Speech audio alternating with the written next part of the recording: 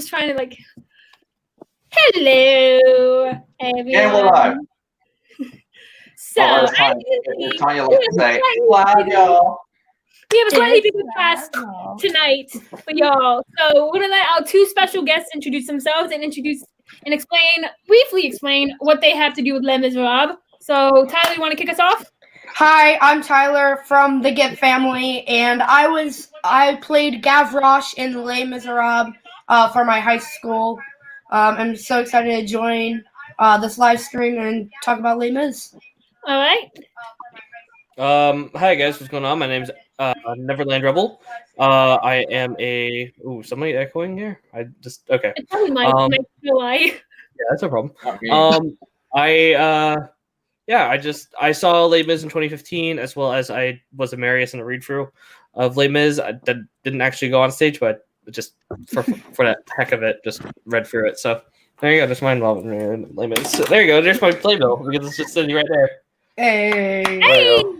Let's go. Hey. All right. So, I mentioned it. I think I mentioned this in our first episode. My high school did Les Miserables, and I was an understudy. But I never went on, and I was happy to not go on. But I helped that with more of step building and all that, which was extremely fun. So we all watched the production of Les Miserables. Some of us watched the movie to get a good understanding what the heck's going on in the actual production. As Mike raises his hand guiltfully. Guilty starts. So we're gonna touch on a little bit what we all thought and talk about the technical aspects of this production. First off, I want to know what is it about Les Mis that you guys all like? Where to start? It's like there are so many good aspects to it. Well, like I don't even know where to start. Okay. Music is just We'll start with the people who have actually been in it in some aspect. We have two people talking. Hang on, one at a time. Well, I say we start with the people who have actually been tied to the show in one way or another. Okay, and you have that list. Tyler, let's start with you. Well, I think my favorite part of kind of Les Mis, the set, especially in the movie, and especially my show, was amazing. How everything was put together. Yeah, that's kind of what I like about Les Mis. So with Les Mis for me, I have to say set too. I seen the movie once and I will never see it again because it's horrendous compared to the actual musical production. I'm just gonna get that. I'm gonna get that out of the way right now. I really hate the movie.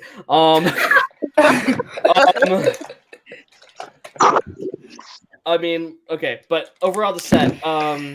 I've seen the 2015 production, which has how the Imperial worked is it was basically using almost all four walls, especially characters go up high, low, barricade was coming in left, right.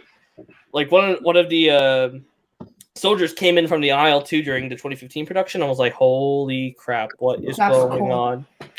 And I'm like, Jesus. But yeah, definitely set. And the original production as well in London, as well as the original Broadway run of Les Mis, had the turntable, which was really cool. All right, yeah, but set. Okay, so personally, I can honestly say, from actual experience of building said sets, I'm gonna have to go with you guys, with you two too. Especially that God-forsaken barricade. It was very hard to build. A lot of the time we were just placing stuff on and screwing things left and right. But yeah, and also the costumes. I did like how our costumes look, and also the costumes in the actual production. So, Mike, let's say Mike just muted himself for some odd reason, and I don't know. Just so that way I can let them talk. Oh, okay. Oh, look at him being a sweet gentleman. Yeah. Okay, so how about we just dive right into the opening number of Les Miserables? And I will say, if anybody mispronounces this show once, I will kick you out of the stream. Okay? No saying Les Miserables. Okay? No, none of that. If you do not pronounce it right, you have no right to be in the stream. That was my teacher's rule. Just to clarify, it is pronounced Les Miserables. Yes. Correct. If you say Les Miserables, I will kick you out of this stream immediately. Like, no way. Although I think that's what it loosely translates to in English. Yes, it is. Yes, It is. it means Les Miserables. But my theater teacher says if you mispronounce it in his classroom, you will get kicked out of the class. And since we're not in a classroom, the best I can do is kick y'all out of the stream. As y'all's warning, no Les Miserables. Okay, it is Les Miserables. Now, Or Les Mis for short. or Les Mis for short. We'll accept that. As being a completely ragged out mic. I know how to pronounce it. Okay, so jumping right into the opening number. Do you want to kick this off? Opening number is Look Down prologue. Yes. Are we counting as the prologue as like the whole 20-minute prologue or just Look Down? The entire thing. Okay, so prologue. Yeah, so like the prologue, Look Down, Yeah, I know. Oswald, and the Bishop. We're pretty much including that all in this. Okay, good. Yeah, so we're going 1880 or 1815. Okay. Yeah. Who Who wants to kick us off? Not me. Not me. I guess Got I'll it. start it. Not Okay, it. Mike. Start. Like her. It's like I think it's a great way to set up the story and explain where you are, what's going on, and helps establish two of the main characters, Jean Valjean and Javert. Mm-hmm. Who, as despicable as he is, I have to say Javert's one of my favorite characters. I wouldn't say he's despicable, but that's just me. But like the score, the singing, and like the costuming too is really great. And it definitely grabs your attention right at the beginning. That's what I love about it. The raggedness and the dirt stains and everything on the costumes, it really helps establish it. Mm-hmm. You know, Irvin, you're probably gonna hate me for this, Oh no. but Oh boy. the way they did it in the film was decent. It wasn't nearly as good as the show, but it was decent. Mm-hmm. I'll be The right back. makeup on Cutie, the beard and Okay. everything. It helped add to the griminess and the toughness of, Brian? I guess for lack of a better word, the chores they have to do in their imprisonment. Yeah. Mm-hmm. In the production, they were rowing a boat, and then in the movie, they were just pulling in the boat. Yeah. Not just about a massive ship. There's a Very day. ship, Look whatever. down. Look down. Don't Don't look 'em in the You eye. have done this by yourself. Look down. No, I was thinking we don't want to get this copyrighted. That's why. I think It's all in our it's heads. only just copyright if there's music playing, which there isn't, so. But I understand. If Yeah. I wasn't allowed to sing for Phantom of the Opera, and no one could sing for Les Miserables. Touche. Oh, no. I mean, I do have my piano right there. I can play. That All right. Irvin is Well, prepared. Yeah, it's like,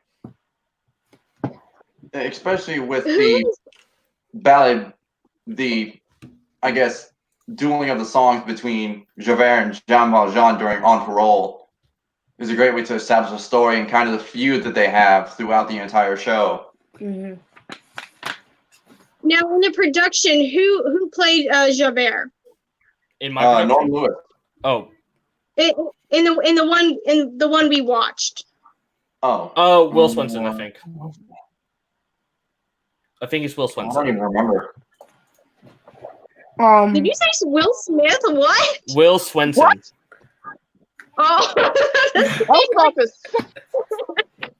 was about to have a heart attack. No. Will Smith. Will Smith did play Honduras. Did he? Really? He did? Yeah. Now I'm kidding with you guys. Oh, I was Yeah, I gonna was say. about to say, please tell me oh that. my God. Irvin. He Don't already tell me that. ruined Gene. Like, He doesn't when has need he ever to been on ruin Broadway? Oh, Will Smith already kind of ruined Gene. He doesn't need to ruin that role too. Oh my gosh. We don't. That's another discussion there. I'm gonna shut That's my mouth another there. discussion for another day, Mike. Yeah. Okay. Sorry, my dad was calling me. All good, Liz. You good? No, I had to get to the Yeah, next like credit to Norm Lewis though, who did it in the 25th concert. He did an awesome job as Javert. He Yeah. really did. I was kind of mad, but I understood, and I'm gonna be very upset myself that I'm mentioning this stupid movie. But I feel like if they didn't have to be historically accurate, he would have been cast as Javert, hands down. Oh yeah. Yeah. He was way better. I don't care what anyone says. Russell Crowe did a horrible job. What? I respect him as an actor, but honestly, he can't sing, and that was not meant for him. I don't think. Maybe Gerard Butler. Russell Crowe technically does have a theater background. Before he became a movie star, he was into theater. He Yes. did okay with the role, in my opinion. Had he been much younger, I think he probably would have done it better. Mhm. Gerard Yeah. Butler could have done better than that. I don't know. I like Russell Crowe as Javert. But that's my only take on it. Norm Lewis should have been cast, but they had to be historically accurate. Yeah. It didn't have to be. I mean, it was a feature film. That's why it's gonna look really bad if you cast. And I hate to say this, African American as someone in the position Inspector Javert was in back in those times. Because I think I saw the anniversary with Nick Jonas before Yeah. I saw the actual movie. So Yeah, I when did I too.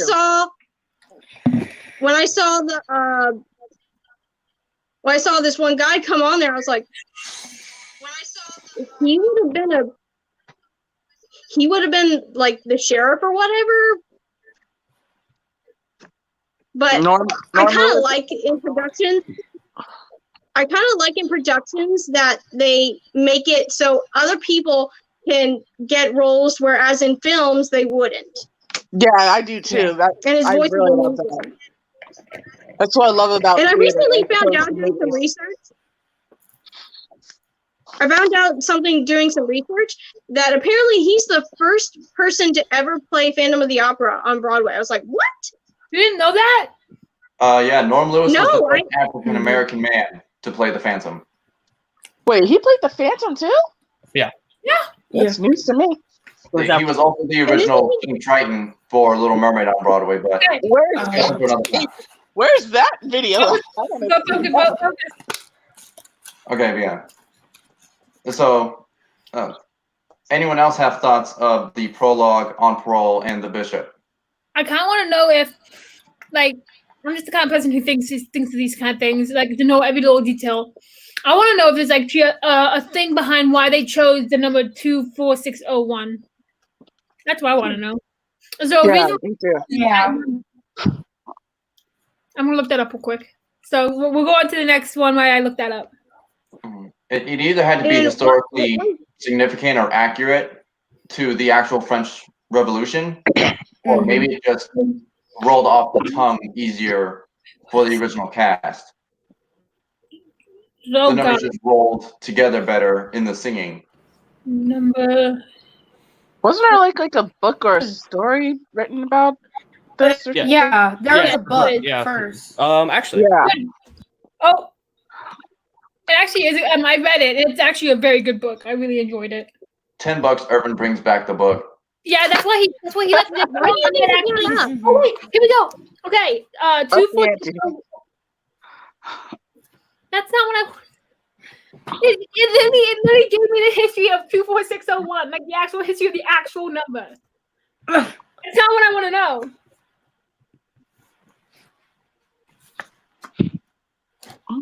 And in the production, how did they make his hair look all, cut weird and everything? Because was that also a wig? Like hair and makeup? Yeah, wig. Majority of the time with any professional production, if your hair does not match exactly what they need, they will put a wig on you. It doesn't matter if your hair is the right color or whatnot. They more likely will put a wig on you. Yeah. They have better control of said hair. But I think with Cole Mogensen, who was the original Jean Valjean, like his hair naturally fit. Yeah. Yeah. So he was So they able didn't to need to not, tamper like, with it. they didn't really use a wig for his hair. Probably during On Parole, they probably like pinned it down or matted it down, Hmm. and then they just fixed it backstage before he came back out at the end of the day. Correct. Yeah. How old was he when he originated the role? He was. Oh gosh, I know this. Was he like It wasn't it in 1985 that the the production play first? premiered? Yeah, original production. Hang on, let me look it up. I think it was. I don't want to say 'cause I don't want to get it wrong. Okay, he was born in 1944, which means when he was doing it on the West End, he would have been 41. Okay. Yeah, that sounds about So I think that That's age what I was would saying. I was like, was it like his late 40s or like early? I mean, it was somewhere in the 40 range. I know that for sure. he would have been 41. Hmm. And I think that fits though with the age of Jean Valjean because he spends 19 years on that chain gang. Yeah. Yeah.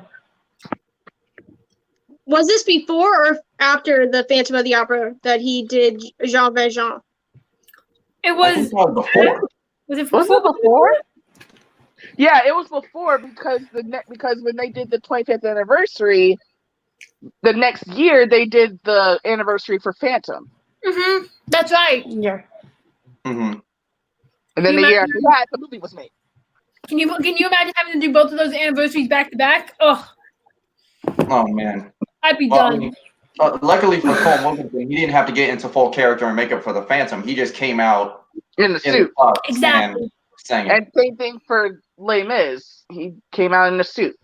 They all did, actually. No, And also with no. I mean, when Ramin he Kamlu originated, in Les what I Mis, he mean didn't was need to get any. he, Hang on, guys. Michelle's starting to talk. Yeah. We should.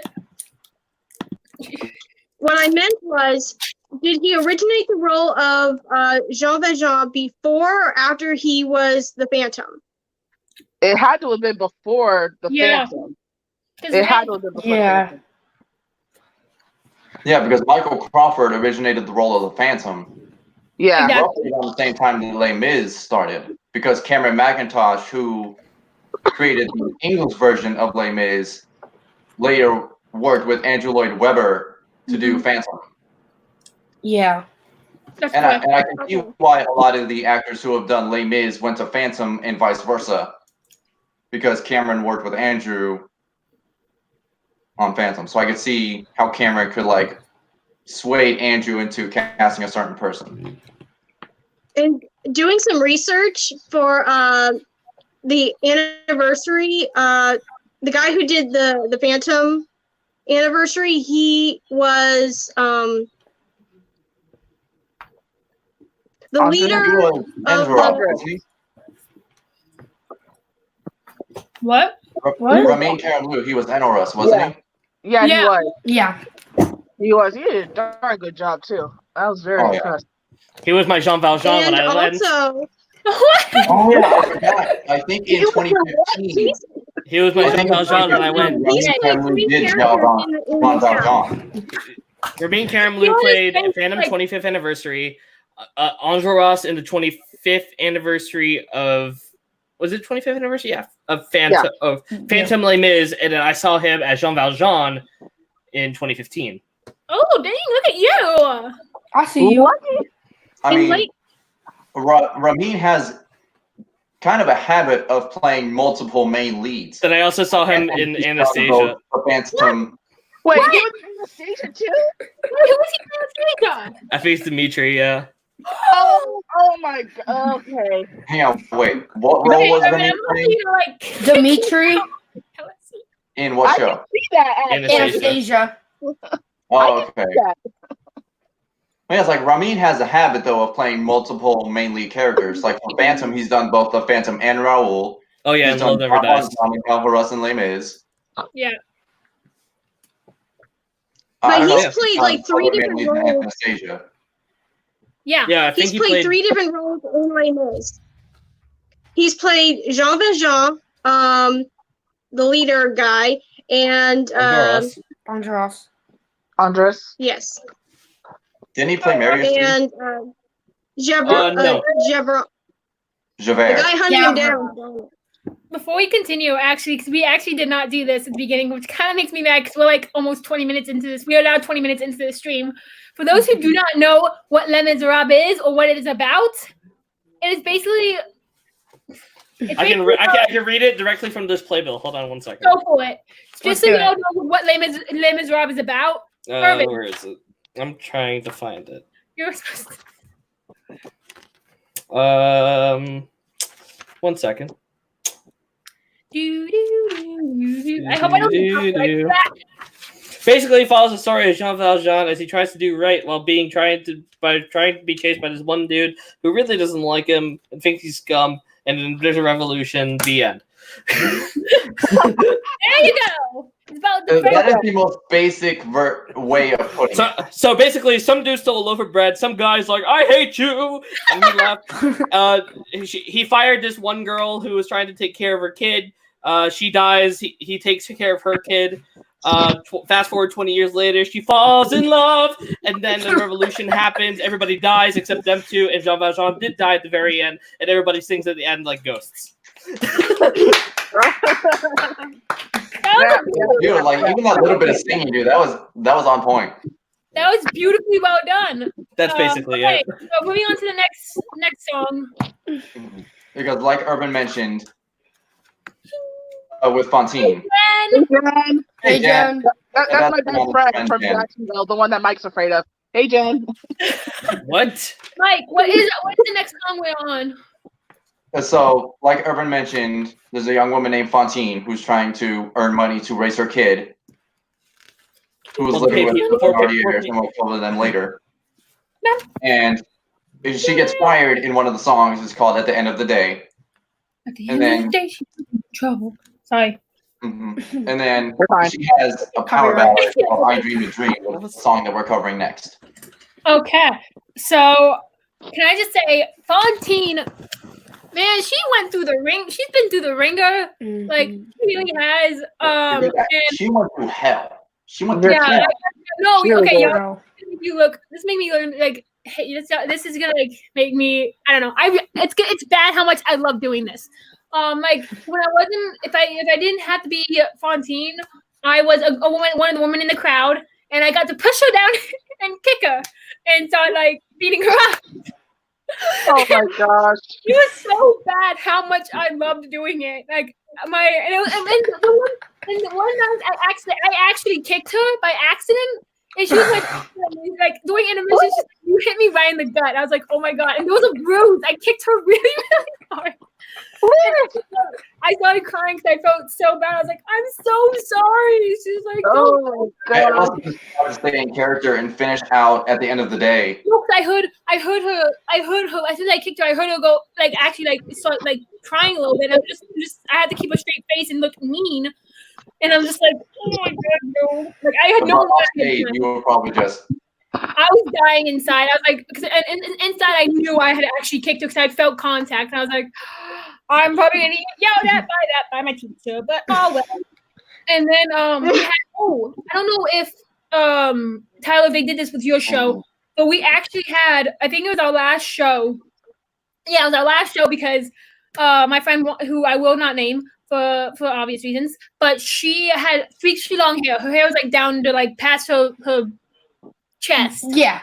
And so we would always have to pin it up and put her wig on. Like we had several wigs, so because when they cut her hair, and she was like, you know what? It's our last show. Let's do it for real. I was like, are you serious?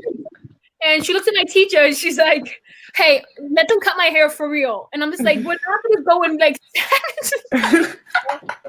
And she's like, come on, you can do it. I'm like, I'm the one who's cutting it. I don't want to cut your hair. And I literally on stage, I'm literally like pulling her hair and like viciously cutting her hair, trying not to cut her head. And by the time, like after she like leaves the stage and actually like goes off and does it all prostituting and all that. After we're done, I leave the stage and I look at her hair and it's a ragged mess. I'm just like, Oh yeah. So, front row. So they saw me cutting their daughter's hair for real. And Oh my god. How did they react? they did not know that we actually planned it. And so the thing was, like, she said, cut it as close to my head as possible because she was going to donate her hair to Locks of Love because it had finally reached the appropriate length. And so let's do it for real. And I was like, okay. And so after the show, they come up and they start yelling at me. It's like, how dare you cut my daughter's hair? And she comes over, she's like, no, we planned it. It's okay. And she had the bag of all her hair. And the next day she mailed it off to Locks of Love. And I'm like, oh my God, that's probably the funnest thing I ever got to do was actually beat somebody up by accident and actually cut their hair. And so her grandmother was sobbing. I saw her sobbing as I was cutting her daughter's hair. And everyone else is like holding her down. She's fighting me. So I tried to make it neat. I tried to make it look good. But Yeah. fighting me. I'm gonna find a picture of kind of what it looked like, I think. So y'all continue on like with that discussion about the song. Well, yeah, because I had a question. I had a question because you said you actually cut her hair, but in the actual production, is the actress playing Fantine, is she wearing a bald cap to hide her real hair and she's wearing a wig? So when they cut it, yeah. So until the last show, that's what we had to do. We had to put her hair in pinwheels. And if you guys don't know, it's literally when you take the hair and you go like this and then pin it into your head. Not into your head, but like use a bobby pin to pin it. It's a pain in the ass to do. I hated doing that. I had to do it every night for her hair. And it was apparently it was very itchy and sweaty and she hated it. But and so when she was finally able to take the wig off and keep the wig off and have put on the small amount of hair that we had, because when we cut the hair, we had to make it look a lot like the other wig we had, which was extremely hard to do. They were both ragged old messes, and so she I guess at the last show she's like she's about had it, but she didn't want to wear both of those wigs anymore, and so she's like, just do it for real. And I was like, okay. It took a lot of coercion for her to talk me into doing it because I really did not want to do it. Yeah. but now, I'm going to say this about the 25th anniversary concert, and I'm sure all of you or a lot of you will agree with me. I'm glad they didn't cut off Lea Salonga's hair. Who? Yeah. Oh yeah. Yeah, I was happy. But yeah, so for those of you who are wondering what we're talking about, so during I Dreamed a Dream, Fantine is basically talking about how all the struggles she goes through to raise her daughter. Mm-hmm. And then with the haircutting scene, that occurs in Lovely Ladies, where Fantine sells her hair and sells her locket and chain Mm-hmm. to send money to the Thénardiers who are caring for her daughter. Yeah. And then Fantine ends up working as a prostitute to continue caring for her daughter. And also, not to mention, I didn't have scissors when I was doing it. I had to use a knife because they wanted to be accurate. It was a dull knife. It was really dull, but it was sharp enough to cut hair, but it was not sharp enough to cut skin, which I felt a lot better about doing. It was literally just a pair of scissors broken in half. I think Irvin's expression says it best. But yeah, it was a concern. I told my parents not to come at all. For that exact reason, they didn't want them to see me beat somebody up, and so they didn't. And I was very happy about that because then I would have gotten yelled at for actually cutting her hair. So that's my fun little story from my show. Also, Lea Salonga, she's amazing, by the way. And also, props to Lea Salonga's rap sheet is like as long as my arm. oh my god. And his arm's really it long. keeps getting better with every passing year. Okay.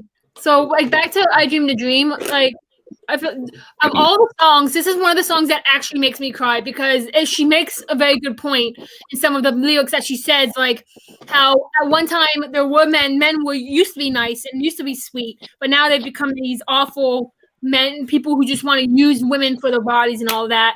The thing is, Tyler was part of this show. I assume he knows what prostitution is, right?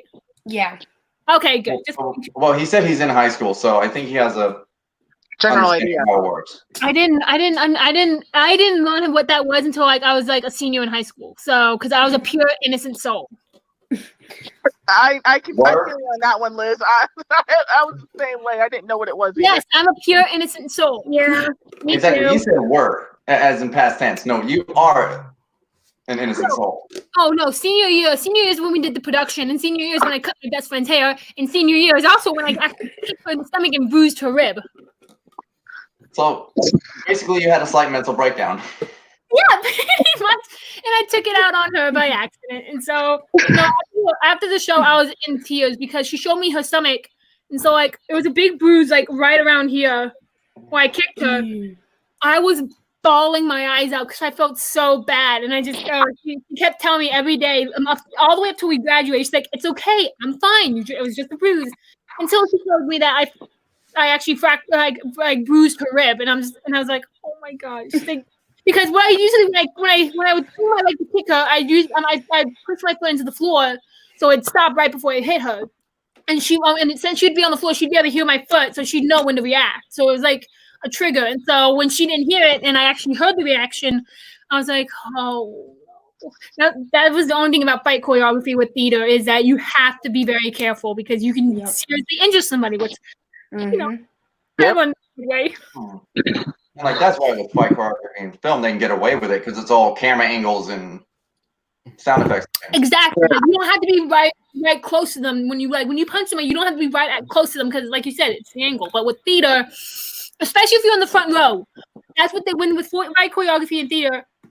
My theater teacher pointed this out when we were learning how to do fight choreography. He's like, oh, it doesn't matter what people in the back are going to see because whatever they see, they're going to see. But it's people right in the first couple rows that are going to be able to see the space and you don't make it exact. And so he would really sit right in front and watch us practice. It's like with the slap in Wicked. What? It's like with the slap in Wicked. Exactly. Oh, yeah. Exactly. Like, and which I got to do, but that was just. Me and my friend, we used that as our audition scene for something. But long story short, she actually slapped me, and my face was red for a few hours. But anyway, the point is, you would sit there right in front, and be like, Liz, make sure you get your foot closer, or blah blah blah, or bleep, get your foot closer to her, and because like all of us were coming at her, and so he had to watch every single one of us. And I've never been instructed on how to properly kick somebody. So it was a very interesting learning experience. Mm-hmm. And before we continue, I want to mention this live comment. D. Air said, Les Mis involved relationships that are timeless through history. We all can relate to at least some of the characters. Yeah. Which I think that's a very good assessment. Eponine, I feel your pain, man. Girl, I feel your pain. Same here. Rush. I have fallen in love with someone who loves somebody else, and it hurts, Eponine. I feel your pain, girl. I feel your pain. I agree. Oh, I felt that one, Liz. Okay. Okay, Hold on. So, that's all. How about we all go to address Dier's comment? We all can go around and say which character we feel like we relate to more. Let's start with Mike. Man. Spotlight. Oh, hang on. No, wait. No, I just. What did you do? How do you get him? Oh, there you go. Okay. I don't know. I kind of identify to a lot of characters. It's like the way. Pick one. It's like Jean Valjean, the way he struggles to bring himself out of a bad situation and lead a better life. I feel I relate to that because I had a very troubled childhood. Mm-hmm. And like with Eponine and her, I guess, family issues, for lack of a better quote, I relate to that too because my family's kind of dysfunctional, to say the least. Okay. All right. I don't know. It's like One more time. there's something about Enjolras's like fierceness and his ability to lead that I also relate to. It's very powerful. It's very moving. So you relate to more than one character, basically. Yeah, I relate to more than one character. Okay. Next, Irvin. So the thing about me is that I really define myself as different characters depending on where I am in my life. Mm-hmm. So for the past few months, I consider myself to be married because I fell in love and stuff like that. right Uh-huh. now, my ex broke up with me, so now I feel like a Grantaire where I'm drunk and making the wrong decisions. So there you go. Okay, next. I would have to say, also I forgot her name. Who is it? Cosette, Eponine. Eponine. I definitely identify with Eponine. Like, I have fallen for guys and just got my heart broken because they just would not be interested in me. They would fall for a friend of mine or just one of the popular girls. If I would love to play Eponine, if I couldn't, then I would go Fantine. Why am I messing up the names? Fantine. It's okay. Fantine, and then Cosette, and the Eponine's mother. I think that would be the order I would go in if I could play any of the roles. All right. Wait, wasn't Eponine's mother? I keep It was Madame Thenardier. I think Michelle meant Cosette's mother. What? No, I think Michelle meant Cosette's mother. Fantine. Yeah, I don't think she meant Eponine's mother because Eponine's mother is Madame Thenardier. You're right. Yeah. It was a little. Okay. Tyler, your turn. Madame I Thenardier think would be the last one I would want to play. I think the character that mostly I can relate to is Gavroche because no matter my age, I always stand up for what's right. There was a time in elementary school, I won't mention names, but my teacher, there was like a problem with this kid, and she made everyone like write a note. Everyone like wrote something bad, but I was the only person that stood up for the kid. And yeah. I think you deserve a round of applause for that. Rianne, your turn. Rihanna.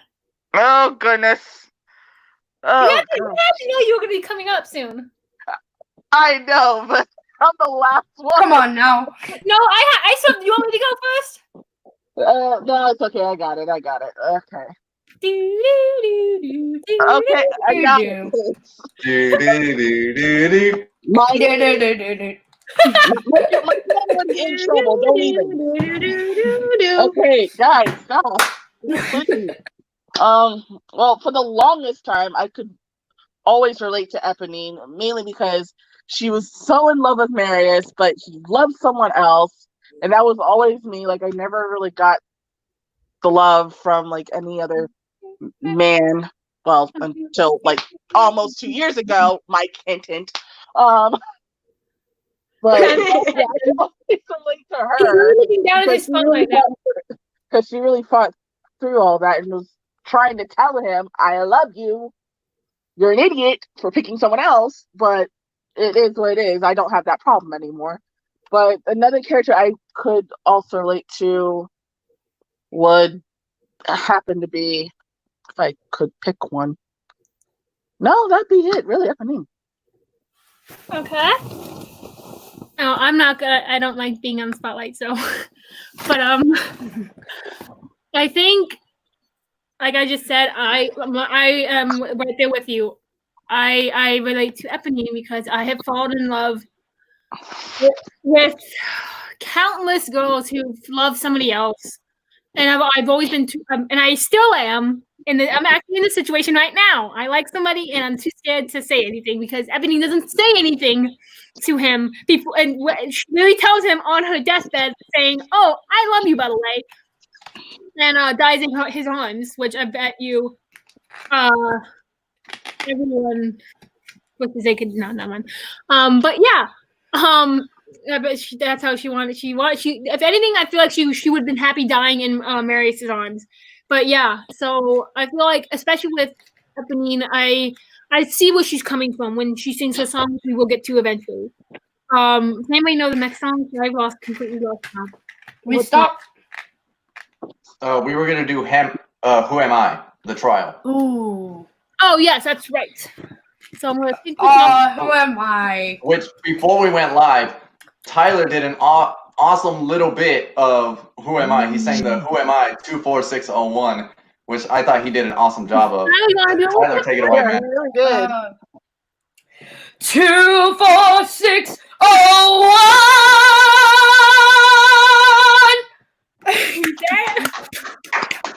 I can't, man. Irvin, you gotta give props to the kid for that one.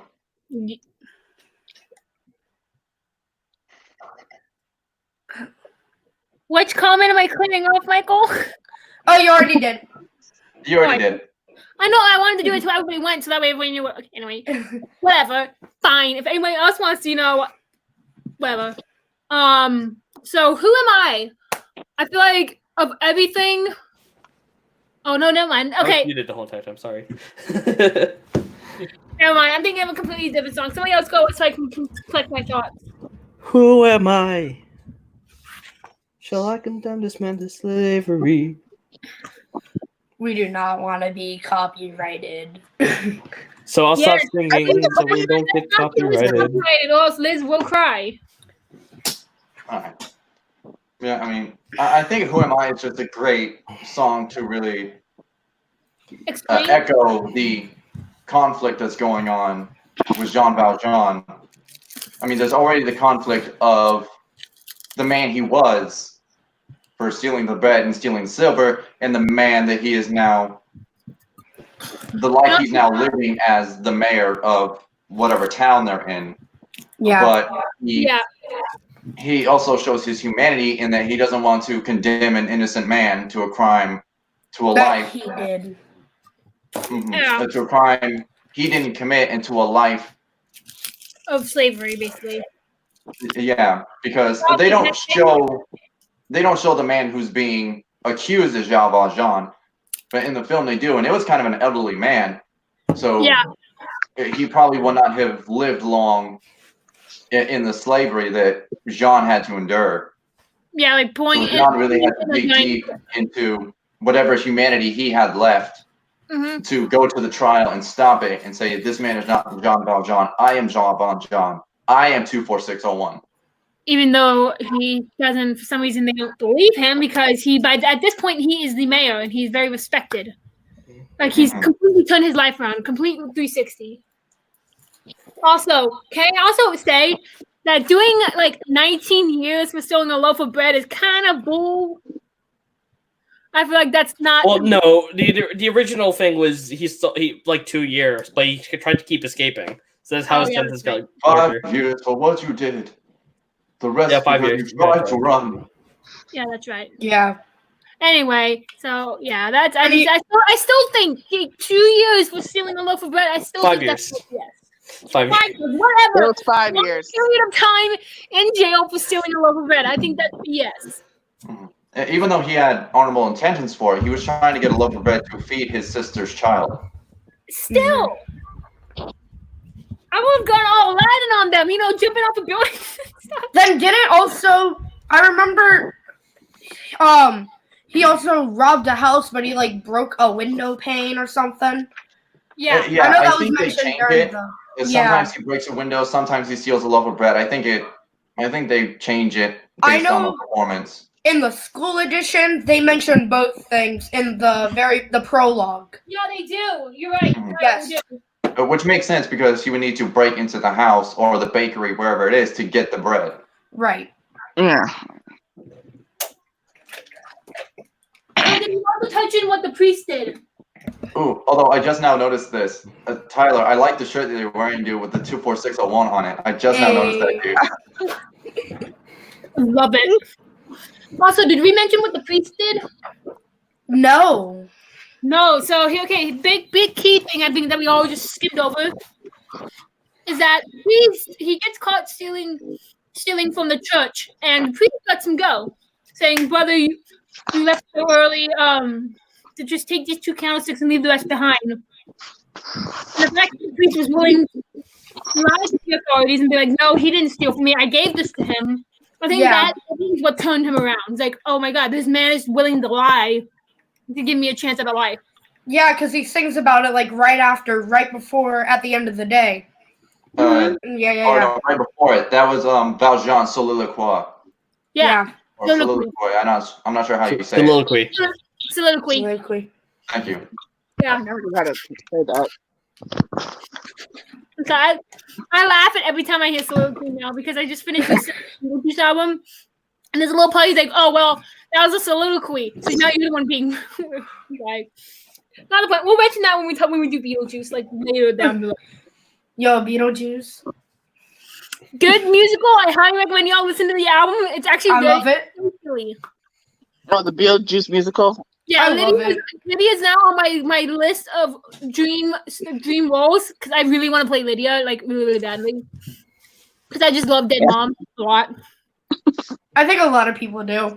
And also, I can make my voice nasally like she can. So I could probably talk like Beetlejuice like this. no, it's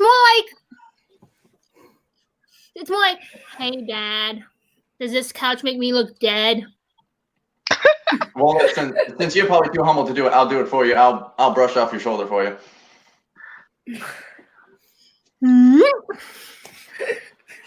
Hey, family friendly. Hey, there is a young teenager on the screen. Okay, he's in high school. It's not the first time he's ever seen somebody flick somebody off, right?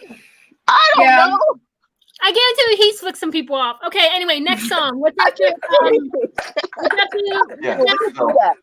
So, next song, and probably a favorite for a good number of us on the stream right now, Master of the House. Yeah! Yes. No, Probably, you bet. Ever.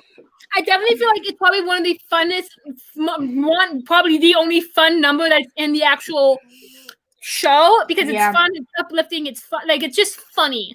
Yeah. Yeah, because like so much of the show is very dark and gloomy. So I know the choreography to this thing, so I was just doing the choreography. Sorry. That's showing you how much I've seen the shows that I know the actual choreography. So we're passing Castle on the Cloud? Because Castle on the Cloud before there's Master of the House. Oh, It's true. the Although song I think that is a good song. Let's touch on yeah, it. let's real touch on quick. that real So, quick. No, because that is the reason that, in my opinion, that is the most important song in the musical. Really? That, in my opinion, Castle on the Cloud shows up as various motifs in all the rest of the songs in the rest of the musical. You're right. He's right. Yeah. Especially when it comes to any scene that involves Cassette. Because well, first of all, she's taken away. Let's be real. She got taken away. And Castle on the Cloud sets up Cosette's ideals and dreams while she was young. That's true. And she does not really stray from that ideals. She does not stray from the ideals. And usually anytime Cosette has what was it? There was a castle on a cloud, something like that. I like Yeah. to go there in my dreams. Yep. In my sleep. In my sleep. Yeah. And the so many people love you, like Sleep. crying. Oh my God. But yeah, no, that sets up the Cosette dynamic. Also sets up Eponine. Because That's Eponine- true. Eponine does not speak at all during the song, but she is present on stage. Yep. Yeah. So it shows the two dynamics between them. It Yeah, also for anyone. shows the dynamic of the Thénardiers because they're also shutting her dreams down while supporting Eponine, but even though Eponine does not speak.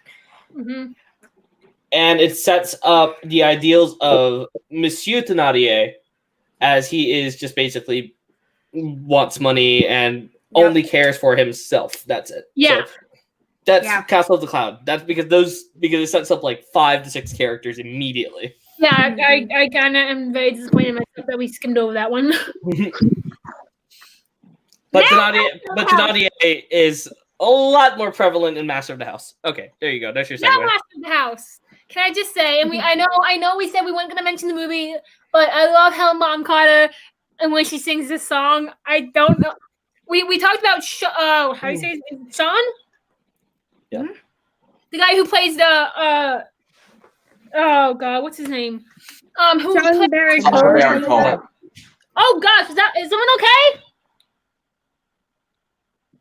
Also, I also want to put a fun fact.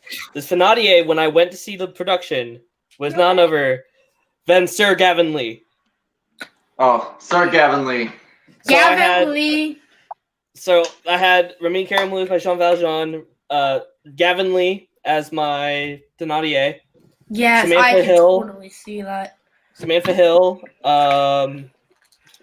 What's it called? Chris McCarroll as my Marius, which you saw guys in the picture. And Kyle Jean-Baptiste. Was it Kyle Jean-Baptiste? No, it was... Oh, shoot, I forgot. Actually, I'm not going to lie. Where is the casting? But yeah, it was definitely Gavin Lee. So that was pretty cool for me to see Gavin Who Lee. was Eponine? Eponine? Erica Henningsen. So Yeah, she that's a was... guess. She wanted to come say hi. Hello. Ah, Erica Hey, Henningsen was my Eponine. And if you guys don't know Erica Henningsen, she was the lead in Mean Girls. Mhm. Oh, that's Caddy. cool. Thanks. Katie, yeah. Ugh. But like So to go from a show like Mean Girls to a legendary show like Les Mis, that's a huge step up in my opinion. Wallace Smith. Wallace Smith was my Enjolras. That was pretty cool. Nice. Because Wallace Smith is now And Hercules Mulligan. Who else? the production that we all watched. What happened? I think Michelle's trying to say something, but she's lagging a little bit. Okay. Sorry about that. The gate fell on my dog, so I want to make sure she's okay. We have a gate that keeps the stairs up. Mhm. Okay. Oh, you're really laggy, Michelle. Yeah. Oh no, are we losing Michelle? I hope not. Hope not. I can Oh, she's moving. We still hate. And she's gone. Okay, well, So- real quick, I just want to go back to Irvin's comment about Monsieur Thenardier and his greed and only looking out for himself. I think it's pretty much summed up in the song when he says, "Charge him for the lies, extra for the mice, Mhm. 2% for looking in the mirror twice. Here a little slice, here a little cut, 3% for sleeping with the window shut." So Yeah, he's he like had- throwing in all these little extra like bullshit charges just to get more money out of people. Yeah. And he also when he said, "Quick to relieve them of a sou or two." Watering the wine. Yeah. Can I also say that it also, I don't know how it was for Tyler's production, but What? the choreography that we did for Master of the House was probably the funnest thing, other than cutting my friend's hair. This was the funnest thing we've ever did because the whole number that we had to do, it was so much fun. We were dancing on, we had tables rolled out, and Mhm. I've never sweat so much in my life, other than like in the green room and yawning. We never really had any choreography. We pretty much had everyone kind of like interacting with like Thenardier. Then we had, so there were 4 middle schoolers in the high school production. Mhm. I was one of them. Then another kid that played my understudy. And then 2 girls, one played Cosette. And then an ensemble. We had them kind of like going around stealing people's stuff. The girl that played our young Eponine. And yeah, that was pretty much it. We had my theater teacher's daughter, youngest daughter, played our young Cosette and our young Eponine. He had 2 daughters, and so and for these kids who have never done theater before, they can sing. Like the one who played Cosette, I think she was like 7, and then the other one who played Eponine was 7. She was getting ready to turn 9. No, not 9. Whoa, turn 8. And they did a great job because they've never heard of Les Mis, and so he gave them the scripts. And they did a very good job for such a young age. So Yeah. I'm surprised he didn't think about getting middle schoolers to do it, but I think he wanted to be as close to the youngest age. Young. Yeah. But But yeah, also- choreography for Master of the House. It's also ours was very hectic, and so some of us were having to like steal some things. I was a waitress who was supposed to be hitting on a guy, which was not. And like going with him, like running all over him, like pickpocketing him as I'm like going. Ah! Yeah. It was fun though, and luckily I knew the guy. We did our little "where can you touch me" thing. We do, and so he was like, "Oh, it's okay to touch me here, here, and here." And I was like, "Okay." Luckily, he said nowhere below the waist. He said a waist high. I was like, "Coolio." I wasn't gonna go any lower. Well, yeah, and that makes sense because let's think about it. Historically, most people would have had their personal effects like in their coats, Mhm. their Yeah. watches, their wallets, coins, anything of importance would have been in their coats. Mhm. I think. But yeah, also, like, I'm not sure who played Thenardier in the video you sent us, Liz. And I Yeah. can't remember the guy who did it in the 10th anniversary show at the Royal Albert Hall. But Matt Lucas, who did it in the 25th anniversary concert, he was a great Thenardier. Oh, he did great. Yeah, He was definitely. amazing. And fun His fact, facial he was one expressions of and the- with the false, Oh, fun grimy fact. teeth. Fun fact. Fun fact, he was one of the Doctor's companions in Doctor Who with Peter Capaldi. Wait, who? The guy from the 25th anniversary of Les Matt Mis. Lucas. He played Yeah, Nardo. that was him. He played Nardo. I love him. He was annoying. I hated him. Yeah, I love him. Yeah, I recognize that face anywhere. And he was also the Tweedles in the live Yeah, he action was the Alice in Tweedle. Wonderland movies. Oh my god, that's right. He's such a great actor. I love him. Yeah, he was Yeah, on Doctor Who after Clara Oswald died. So it was like a Again, year or two after. finally, But anyway. actually died because she died and she comes back. I don't like Clara at all. She was so annoying. Neither do I. But anywho, He was so freaking annoying. she was. The woman just die and go away. Okay. My Yeah, God, Liz, I have to ask you this. I feel like she's just a filler until they got a good companion like Bill. Yeah. Anywho, No, this isn't Doctor Who. This is Theta. Oh my gosh, Doctor Who the musical. oh, Stop. Doctor Who. Okay, guys. It's like Harry getting off Potter, track. but it's like Let's- 13 acts. Exactly. Yeah. And then yeah. we can end Okay. with Jodie Whittaker. Good lord, it'd be a Oh, 2-week okay, extravaganza. okay. Off track. Let's roll it back in. Everybody danger. Guys, But yeah, train Liz. point. I have a question for you and Tyler as well. What's up? So in the film, we see Thenardier stealing some very small things like rings and such. hmm Were you guys stealing rings in the actual show, or was it bigger things like bags and things So- people could actually see? So for my show, we kind of did both. We had some people steal like some like pocket watches. One of the kids stole like a suitcase that a guy had. Yeah. For my show, a lot of us were stealing big things, but there was this one kid, I can't remember his name for the life of me. He told the teacher, "Hey, I want to steal more intricate things," and so he literally went around the school practicing pickpocketing, and he returned the items after he did it. And he's like, "Hey, I just took this from you. Sorry, it's full roll," and a lot of people were okay with it. And when they actually saw the production, they understood, oh, that's why he pickpocketed me. So he was able to get more intricate stuff off people. And I was like, oh my God, this actually, he took my watch like, I don't know how many times throughout the school day. Because he was my close, me and him, we were supposed to be like a couple. And so he stole from me the most. And so it went from like grabbing my computer out of my bag, my books, my phone, my watch. He took my glasses one day. I had them on my desk because I was because I had a headache or something.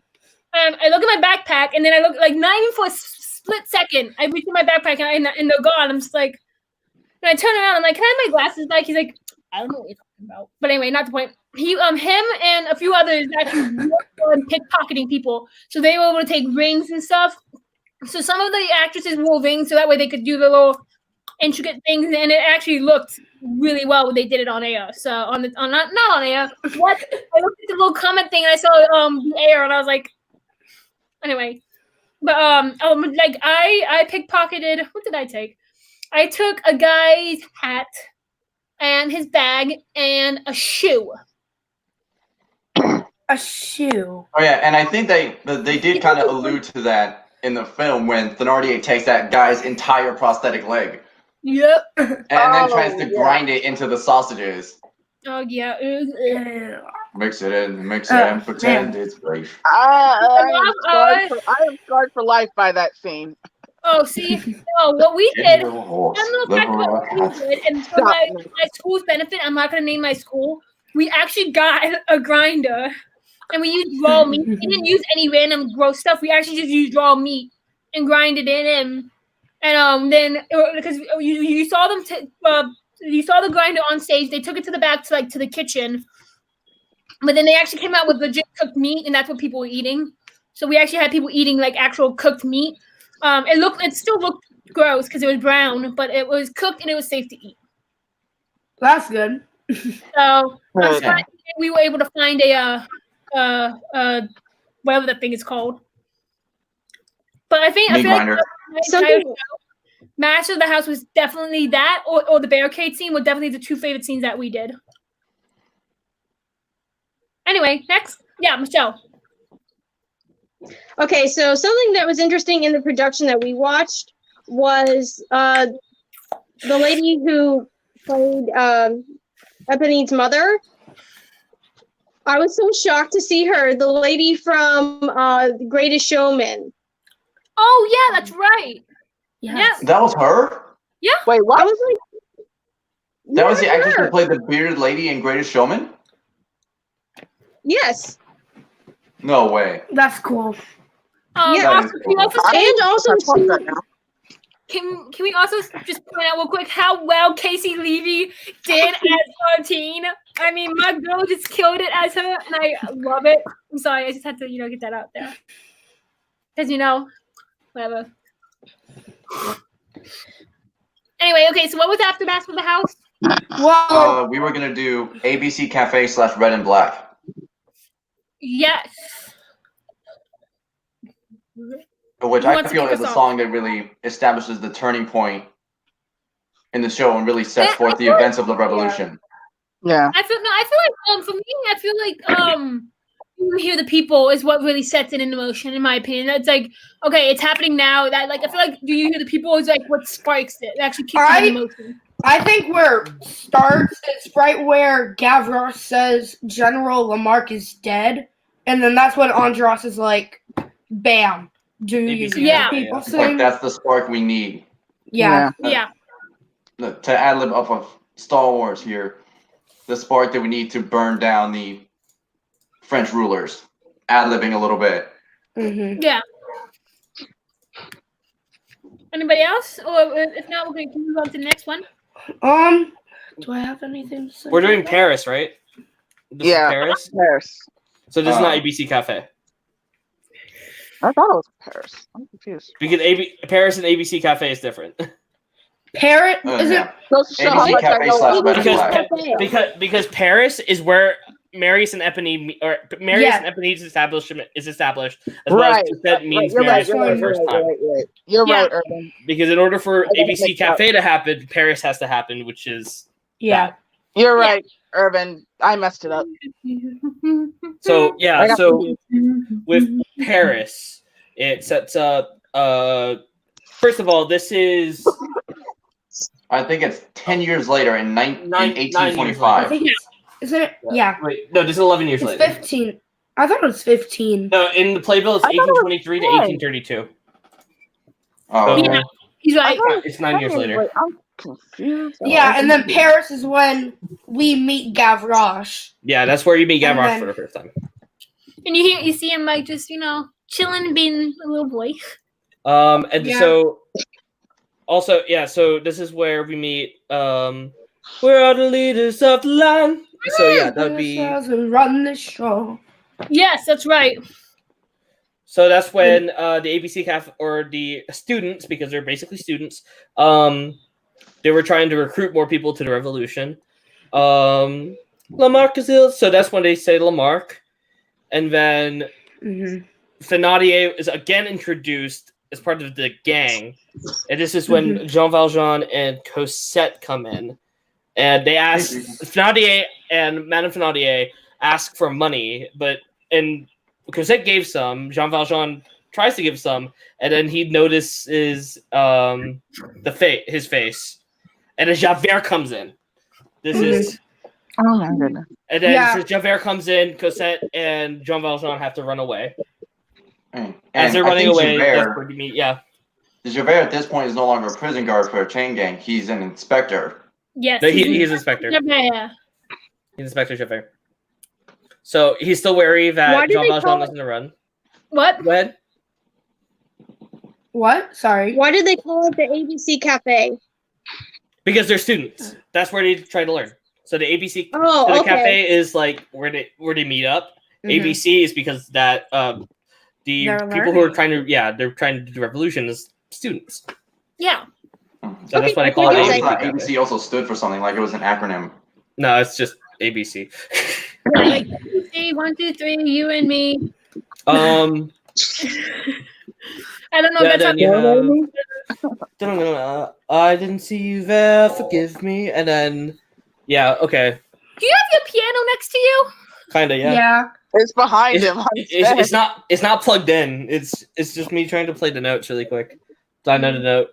But yeah, so that's it. I Yeah, know. and then it stars. It's not ABC Cafe immediately. It stars. Yeah, Yeah. which is the song that Javert sings. It's Sort of as a because vow. Yeah. Because it goes everyone about your business. Get this garbage off the street, and then it goes into stars. Yeah. Exactly. I know for my show, I think Look Down was one of the most somewhat technical pieces to run because our set was 2 stories. Really? We had a 2-story set. Oh, wow, you're lucky. I was just like a basic. So we story. had Let me see. I have a picture of the set if you want me to share it. Well, please do. I also got the set for the 2015 production. Let me find it again. Because I know for Let it us, load.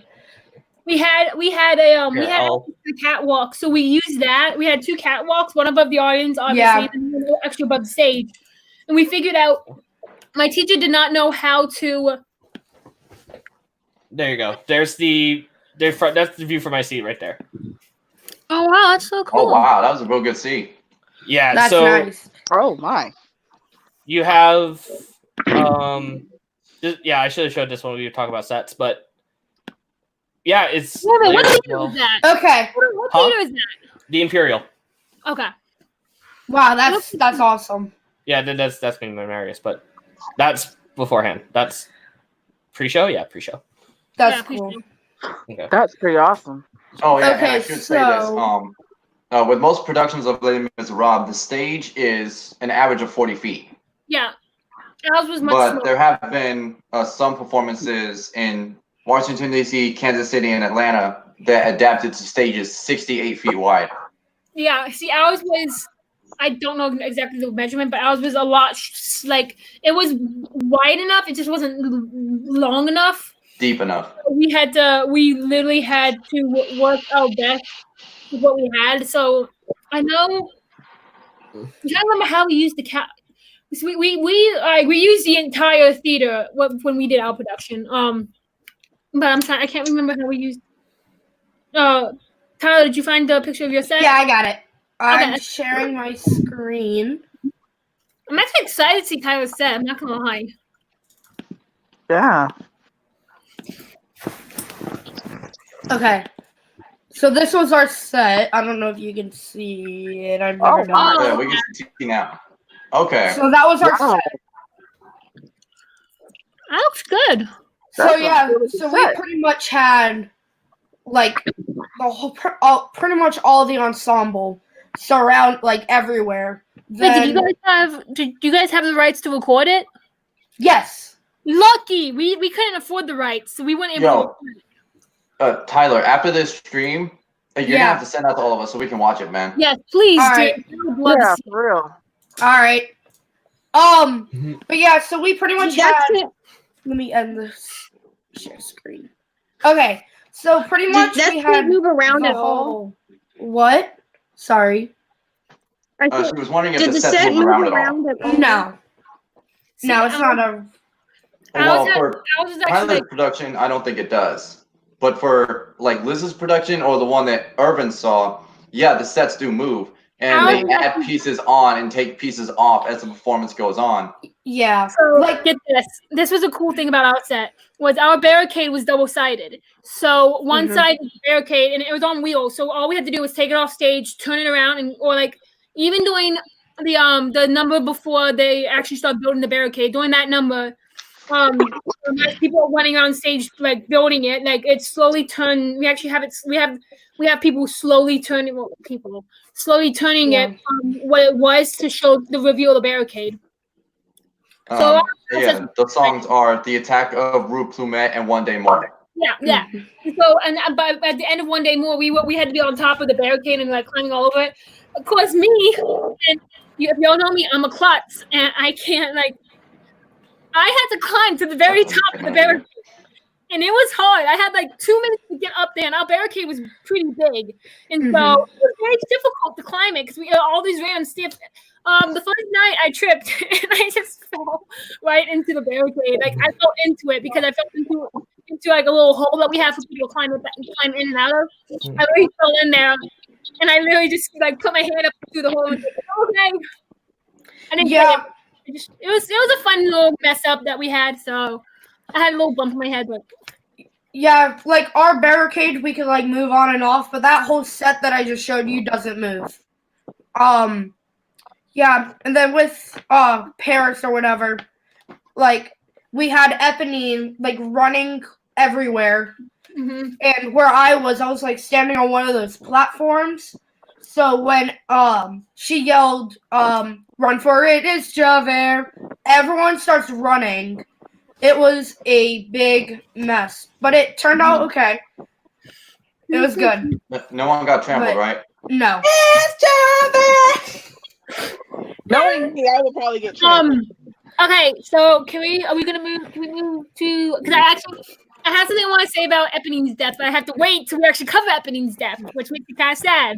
I have something to say for a heart full of love. Man, I have some stories to tell. Oh, It good. is hilarious. All right, what's the Ooh. next song, Mike? Now you got me intrigued. Mike, what's the next song? We were gonna do You Hear the People Sing? That is my favorite part of the show. Do you hear the people sing? We'll sing. The song. Man. Singing. Oh no, I know this song. Hang on, wait. Do you hear people singing the song of Angry Men? It is the music of the people Who will not be Stop. saved again? You say it again. When you hear the beating of their hearts, and that echoes. Thanks to the beating of the drums. There's a light. Tomorrow comes. Yeah, okay. That took way too much effort than it should have. Let's be real. It's okay. But yeah, that was fun. I enjoyed that number a lot. That number was really fun to do. Yeah, Next, which is Mike, In my life. in my life. this. Oh no, we were gonna do On My Own. Eponine's ballad. Oh, That's my way God. later. That's way That's later. way later. What's before it, Mike? On my own is It's in Act 2. yeah, it is. Yeah, It's the for first real. song in Act 2. After Do You Hear the People Sing, you have Rue Plumet, In My Life, A Heart Full of May, Love, Yeah. The Attack on Rue Plumet / One Day More, and then Building the Yeah, we Barricade. said we were gonna do. We said we were gonna do order. love in my life and I'm gonna have a heart full of love and the Act 1 finale. Which is One Day One More. Day More. Yeah. Yeah, one day more. Which can I Wait, I also say forgot to check those I off. love the way it ends. I love that I feel like that's a good song to Yes. end. Mhm. Even in the movie, even though I know a lot of you guys hate the movie, even in the movie when they do One Day More, me and my It's dad good. we watched it and I was like, okay, that's where intermission would begin, and that's literally where we stopped because we wanted to finish the movie another day. So that's if you guys ever watch the movie One Day More, if you don't Yes. want to watch the whole thing, stop it at One Day More. Right at the end. Right at the end when One you Day see him More. going like, Only they had Eponine's song before they did One Day More, which confused the heck out of me. But whatever, I didn't make the movie. Oh, If yeah. I had, it would have been way better. Oh, so another little goof that happened during my show. We were not prepared for this show at all. Even though we practiced like months in advance. One Day More, the first time we did One Day More, we had we actually had a tiny clock tower for somebody, well, not only a clock tower, a little balcony for somebody for Jean Valjean to climb up and sing that last note. He as he was climbing the ladder, he slipped. He was okay. He caught himself, but he wasn't able to get to the point when he has to start singing the note. So we actually had to extend one part of the song so he had time to actually get up there. It was funny. It was like So you had to add another or repeat another measure. yep, before we actually got to the last note of the song. Did you have an orchestra? Yeah. Nice. We had just rehearsal. We just had tracks. We did tracks for another musical, and before we did Les Miserables, And my theater teacher, he's obsessed. He's really obsessed with Les Miserables. And so when we did a track for the last music, I didn't know what it was because I wasn't part of it, because I didn't want to be part of it. I'm pretty sure Urban's playing it right now. Our track really messed up, and like it also interferes with the mics sometimes. And we had that problem when we did Addams Family at Winthrop. We did a track. It was the first time doing a track. I was gonna be playing Pugsley and Addams Family. Oh my god, you can be such a good Pugsley! You can be such a good Pugsley! Bro, you would be a perfect Pugsley. No, hey, Yeah. you need to join us for when we do Addams Family. Yes, please. Yes. I auditioned for Wednesday, and I got a call back for Wednesday, but my friend Jillian got it, and she did a lot better than I would have. Somebody, I don't know who it was, but somebody's like, "Oh, you'd be a great Morticia." I'm like, "No, I smile way too much." But also, I just want to ask Urban real quick. What? Because I'm not familiar with how to read sheet music, but Urban, a measure is 4 beats or notes.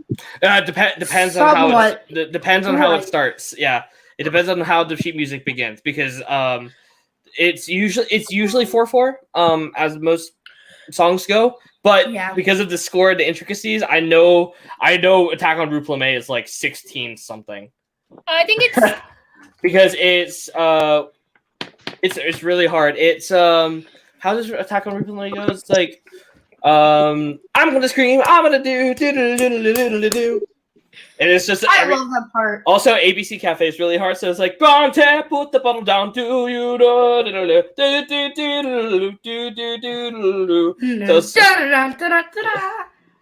Well, do you hear the people sing? Is better. Urban and Tyler just doing like, all the music a cappella. do you hear the people sing? Things like that, something like that. Yeah.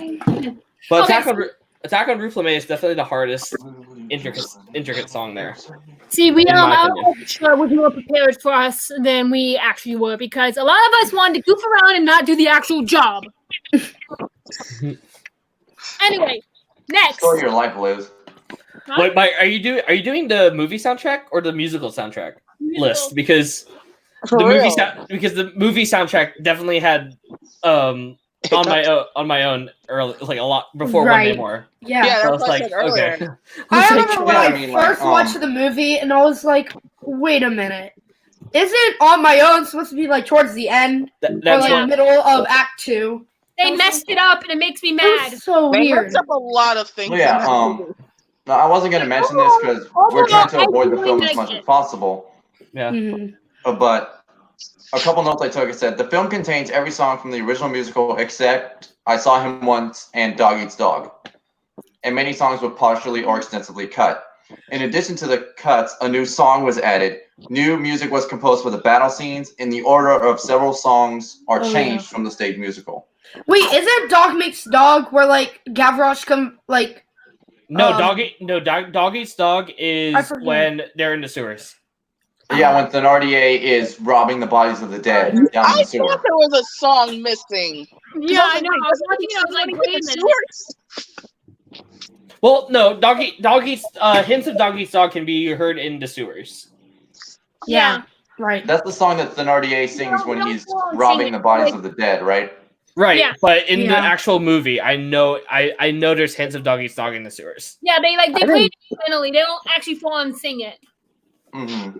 And that was the issue I found with the Attack of Rue Plumet and Little People, because those were extensively shortened in the film. Mhm. Yes. They were. They really were. So what song are we on I'm guessing now? that's one of the Yeah, many what song are we on reasons why now? Urban hates it. So I thought we were on One Day More. I think it's In My Life, A Heart Full of Love. I think that. Okay. That's Hot Full Hot Full Gloves next. Okay, Tyler. All right. Take it away, Tyler. Oh, So this is kind of part of like right as the gate comes on. So one of my friends from middle school, I'm not gonna say names. It was time to change the scene, and he was kind of watching in the wings, and our crew almost ran him over multiple times with the gate, gate. So we had to make a seat for him where he had to sit if he was coming in the wings because we didn't want him to run him. Like we didn't want to run him over. It was that's pretty much my story. oh my It made us god. laugh. Wow. It makes us laugh every time though because the markings in the wings are still there, so we always laugh about it. But yeah, Oh my god. that's my story. I have a fun story for on my own, I can tell. What? I have a story for on my own. Oh. But yeah, Heartful of Love is good. I like that song. That song, the guy Al Marius, when he came into audition, seeing as I was part of the set design, I got to be there in auditions. I think he sung. Oh, what song? Ow! What song did he sing? I think he sang "Heartful of Love" for his callback, and he literally made me and my teacher both sob. I just look at my teacher and I'm just thinking he's gonna be Marius. There's no way he's gonna not be Marius. If he's not Marius, Yeah. I'm not gonna do the show. Yeah. Anybody else have anything to say? If not, we'll move on to the next one. Yeah, there's really nothing to be said. Nothing I can think of. I'm just looking forward to getting to One Day More. Yeah. Same. Also, I think the one thing that needs to be said, it sets the president. It sets why Jean Valjean needs to leave Paris. Exactly. Yes, that is true. What would we do without Irvin? Well, I can think of a few things. No, yeah, it sets on why Jean Valjean needs to leave Paris. It increases. I think that's the main thing because Marius has to choose whether to be with Cosette or be at the barricade, which he chose to be at the barricade. It also shows Eponine where Eponine's allegiance lies. That's basically the main three. Everybody else is already set in stone, but Yeah. All right. Mike, what's our next song? One day, right? One Day More. one day. All right. Yes. Yes. Let's The end of get it. And the show at the end of Act 1. Yeah. All right. Tyler, you said you had something to say. I did. Yeah. I thought someone else. I didn't have anything to say. Oh, I think that's you already said it. I think No, it was thought the story Mike he that told. said that he had something to say about it. what? I thought it was Mike who said. Yeah, it was Mike. Oh, Mike. Speak. You I had don't, something to say. I don't think it was me who had to say something about One Day More. I think you're referring to Tyler mentioning that he had something to say Oh, okay. Oh. about the story of one of the people nearly getting run over in the wing. Oh, okay. Yeah. Then does anybody have anything to say about One Day More?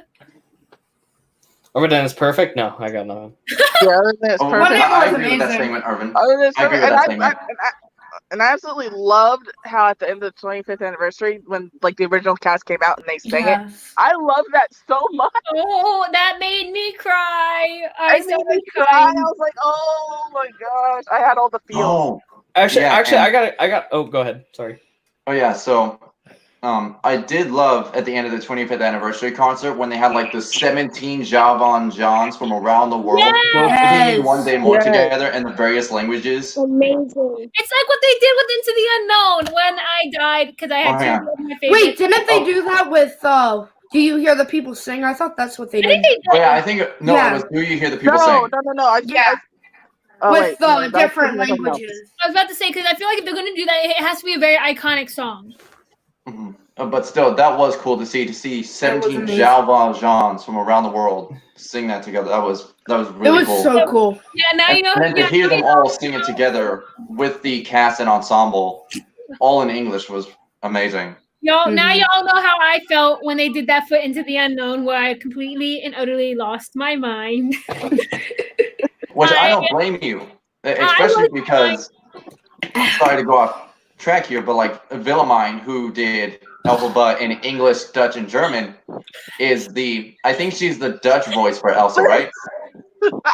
Yeah. She's Dutch, Liz, right? calm yourself. Oh my gosh. Liz, Willemijn is the Dutch voice for Elsa, right? Correct, Window. Yes.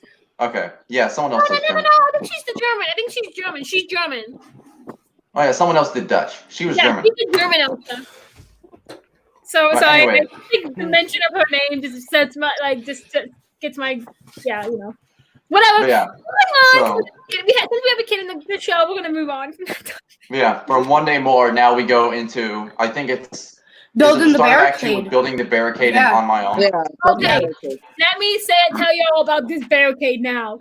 This barricade, our barricade did not want to work. It kept breaking and breaking during the show. Apparently, we didn't do a good enough job. Like doing one of our, I think it's like our second or third. This is a chair right up top. And all of a sudden, as we're doing the whole number of building the barricade, it suddenly topples down. Luckily, it didn't land on anybody, and it just smashed onto the stage. And we all just gathered around, grabbing pieces and adding it to the barricade, and so to make it look like it was supposed to be part of the show. My teacher wasn't happy because that was one of his favorite chairs.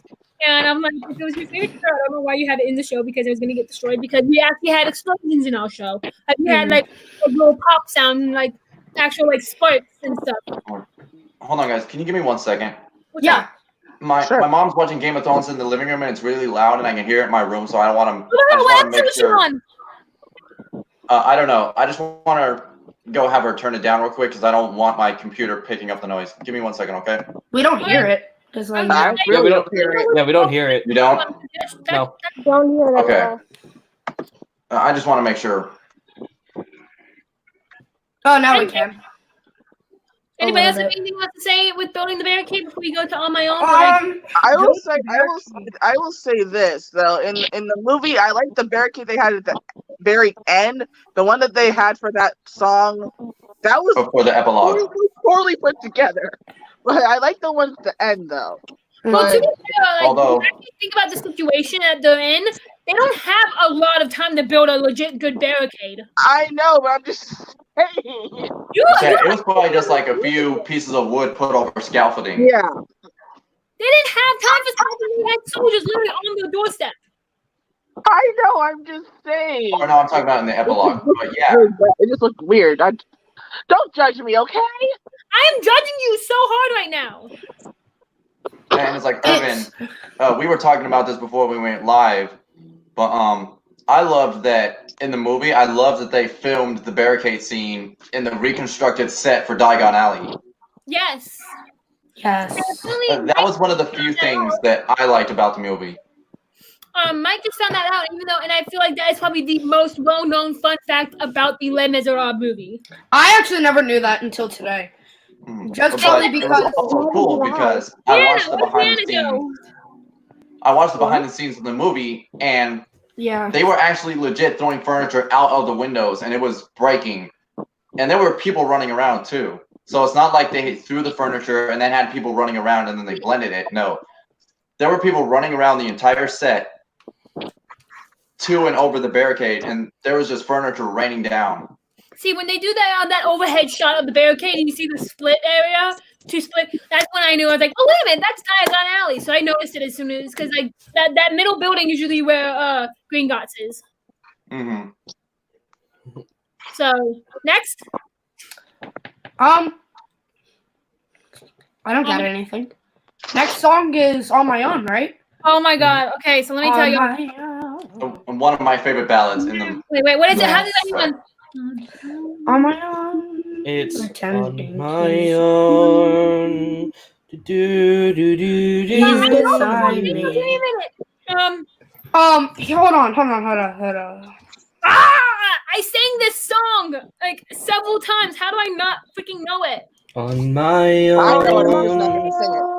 Pretend. Please decide me. I do have to say this. I love that they brought Samantha Banks, who did it in the show. I love they had her do it in the movie. She Well, was the 25th. only one who could That have was done it in the one movie. of the very few castings they got right in that movie.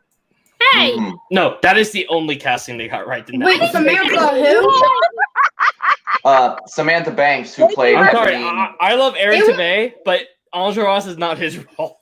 It's No, I was actually hold on, very hold on. shocked. I was trying to say something. Yeah, I'm so, looking at it Tyler. now. It's I was not Samantha happy. Barks, like I thought it was Samantha Barks. BARKS.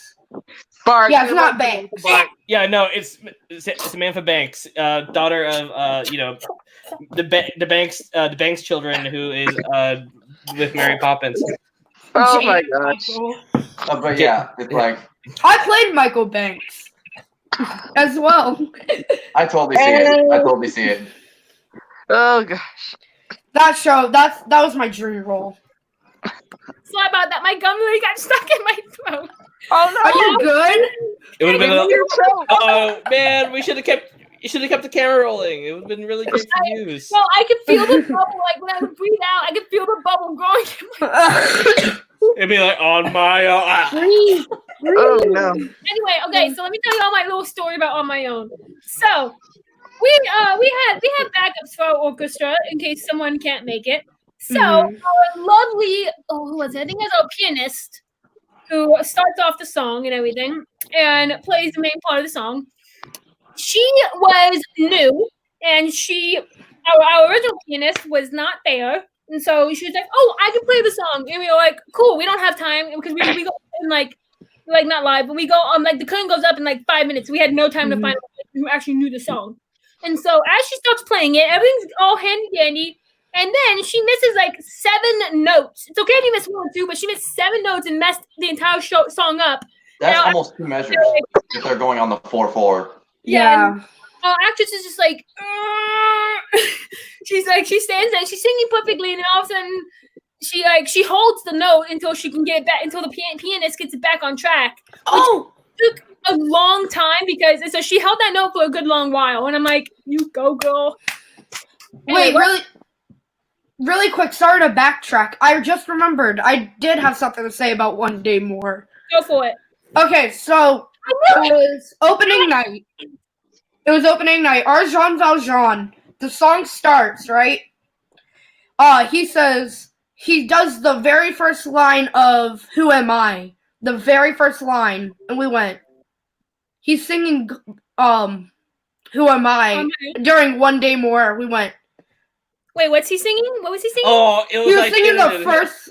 He was singing the first line of "Who Am I?" But then he changed it right away because like the melody's like the same thing. It is Yeah. the same. Yeah, It is a motif. and also Yeah, I have Oh my noticed that God. they do use similar or the Yes. same melodies for certain Yes. songs. No, I also say, Who like, am I? don't know, but like, I'm gonna get real with y'all for 1 minute. On my own. Look what you got me doing, Tyler. Sorry.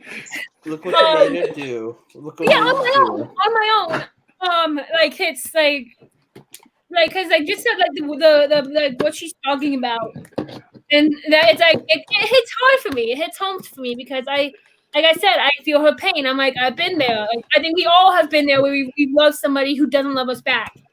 And especially because I was watching the show Feeling that now. and I was up in my I started crying because I love this girl who I don't say anything to because I'm too scared. And I hope to God she doesn't watch this. But because if she does, then we can have a very interesting conversation after this live stream. I'm going to find out who this person is, and I'm going to send this Yes. to her. Mike, I will find them, Mike, I will don't let me hunt come them. over there and slap and I you. will send them the link for them. No, you will not. Liz, I you will only look can slap for him because I will I do will it. find her. Each. I will send her the I'll link. go down your whole entire like folder I'll tell you links. what. I'll give you each $100 if you can find out who that person is. Hold on. All right, hold on. Live on YouTube, I'll give you each $100 if you can find out who that person is. I like.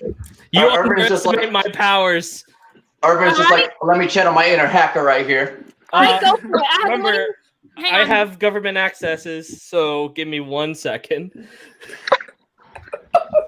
Urban's just like, channel my inner hacker real quick. Urban, were you doing Okay. a Liam Neeson I got impression a second I ago? got $200 right here. Yo, $200 right here.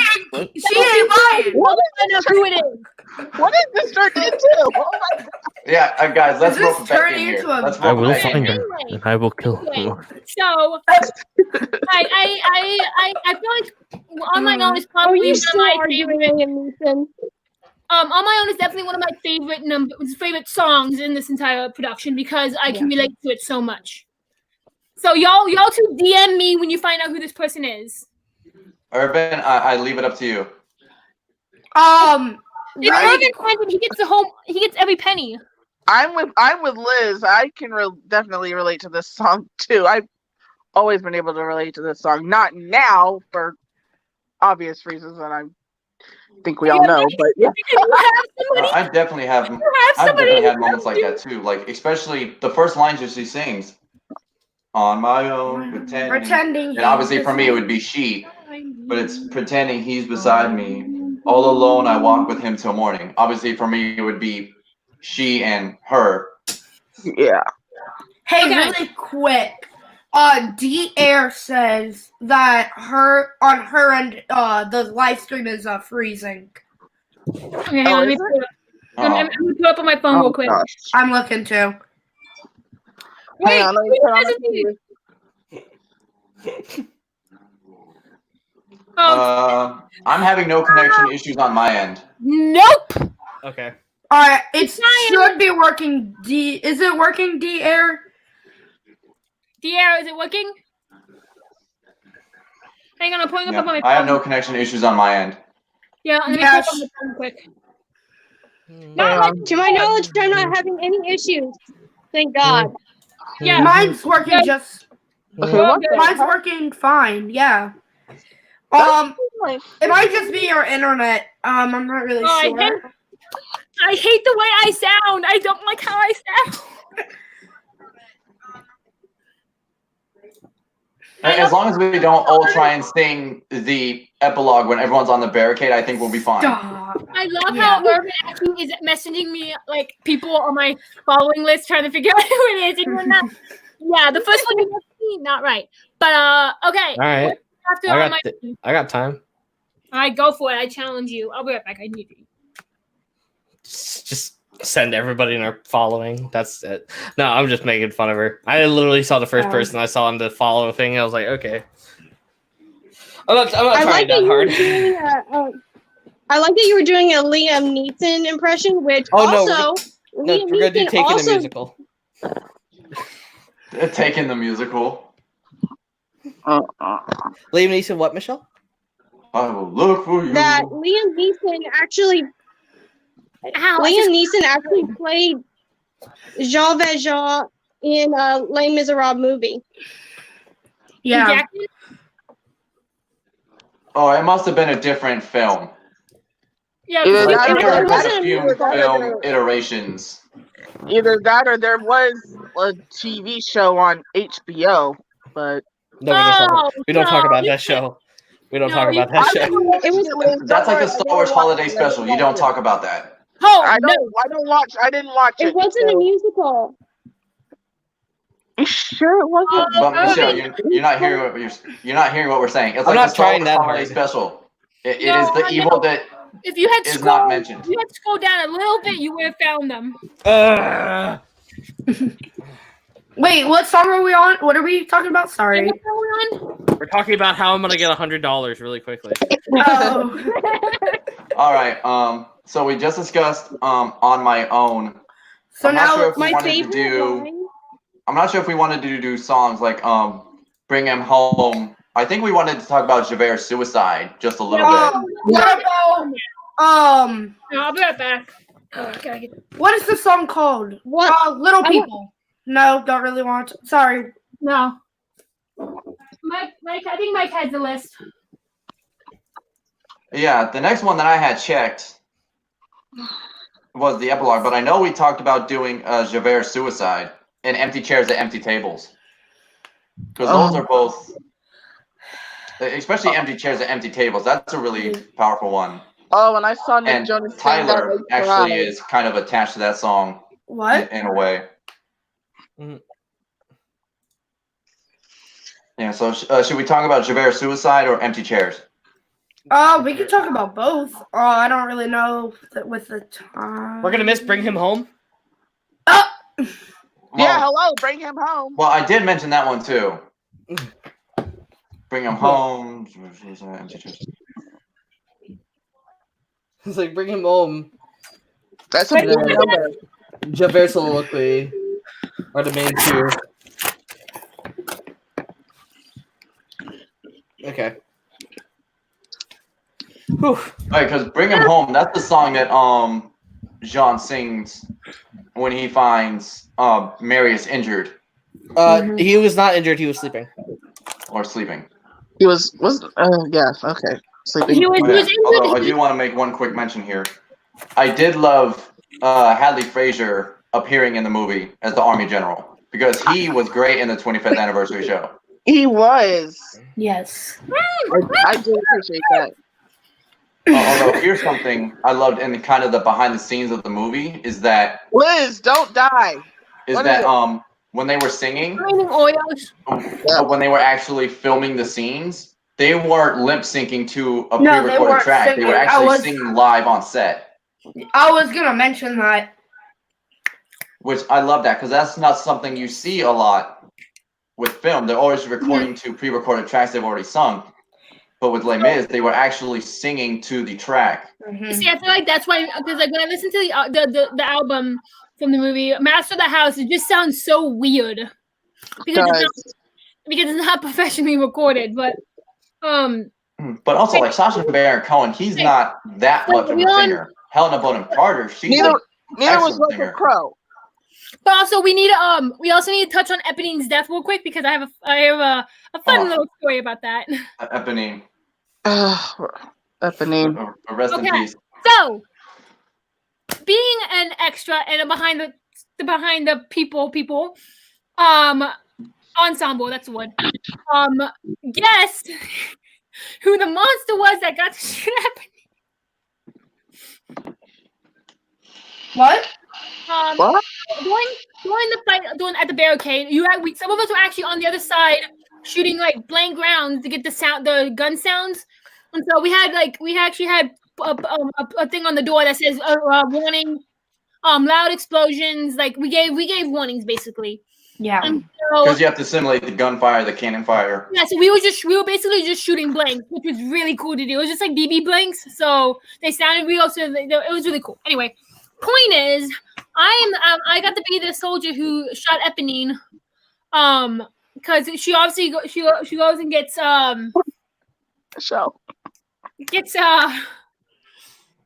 what's shot? Yeah. Shot? And so we have like the way our barricade was set up, because as that whole thing's taking place, the barricade slowly rotates halfway, because so that way you can see the French soldiers and the actual rebellion people, and they're firing at each other, so it's across the stage, which is a cool little thing that we did. And so I'm the soldier, because all my hair was like, I had a oh my god, I'm dying. I had a pixie cut at the time, so I was able to play a guy really easily. And so and also we had binders to go around my chest to hide my chest. So very uncomfortable, almost as uncomfortable as corsets. But you know what? Corsets didn't suffocate you. But so yeah, I got to be the one who I just being so mean to my friends. I cut my friend's hair, I beat her up, and then I shot my other friends. That's what makes this so much fun. Yeah, and I actually want to touch on the battle scene real quick. So, because I wrote down some of the actual technical aspects for the show, and it's like obviously there's the gunshot effect of the multiple gunshots going off, but then with Eponine's, I think they adjusted some of the volume of the gunshots. That way there was one single gunshot you heard that was the one for Eponine. So that way it stands out more. And then obviously there was the single gunshot for when Valjean takes Javert away to supposedly kill him after Gavroche reveals that he's Javert. And Valjean just fires off a single shot and lets Javert go, which is what leads to Javert's suicide. Because he doesn't want to live being in debt to a criminal.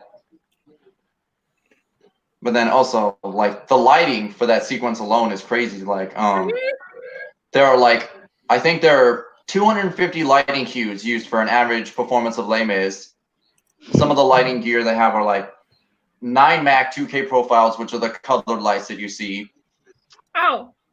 There are 12 Mac 2000 washes, which is similar to the 2K, but it has a slightly wider lens to it. So those are probably the lights they use to signify the cannon flash, because they'll feel bigger and brighter. And then they have some Verilight 5Bs, ETC source for ellipsoidal spotlights, but those are more for character and set backlighting. I'm Right. impressed, Michael. But surprisingly, I found all this online. It was literally a website listed out for this school or this company that was doing a production of it, and they had all the technical equipment, all the props, everything listed out for what they would need, which is crazy. I know for my show with Eponina's death, after I Gavroche tells everyone about Javert, we didn't have a gunshot for Eponine. She just came on as someone said, "There's a boy climbing the barricade." Then it's Eponine that got shot. So wait, you don't. So we you don't didn't And have- she's just like holding her side or something. No, I do die, but that's later after Eponine dies. But yeah, with I still your die. Eponine, Tyler, she just kind of comes over the wall, like holding her side, pretending she's already been shot. Right. Yeah.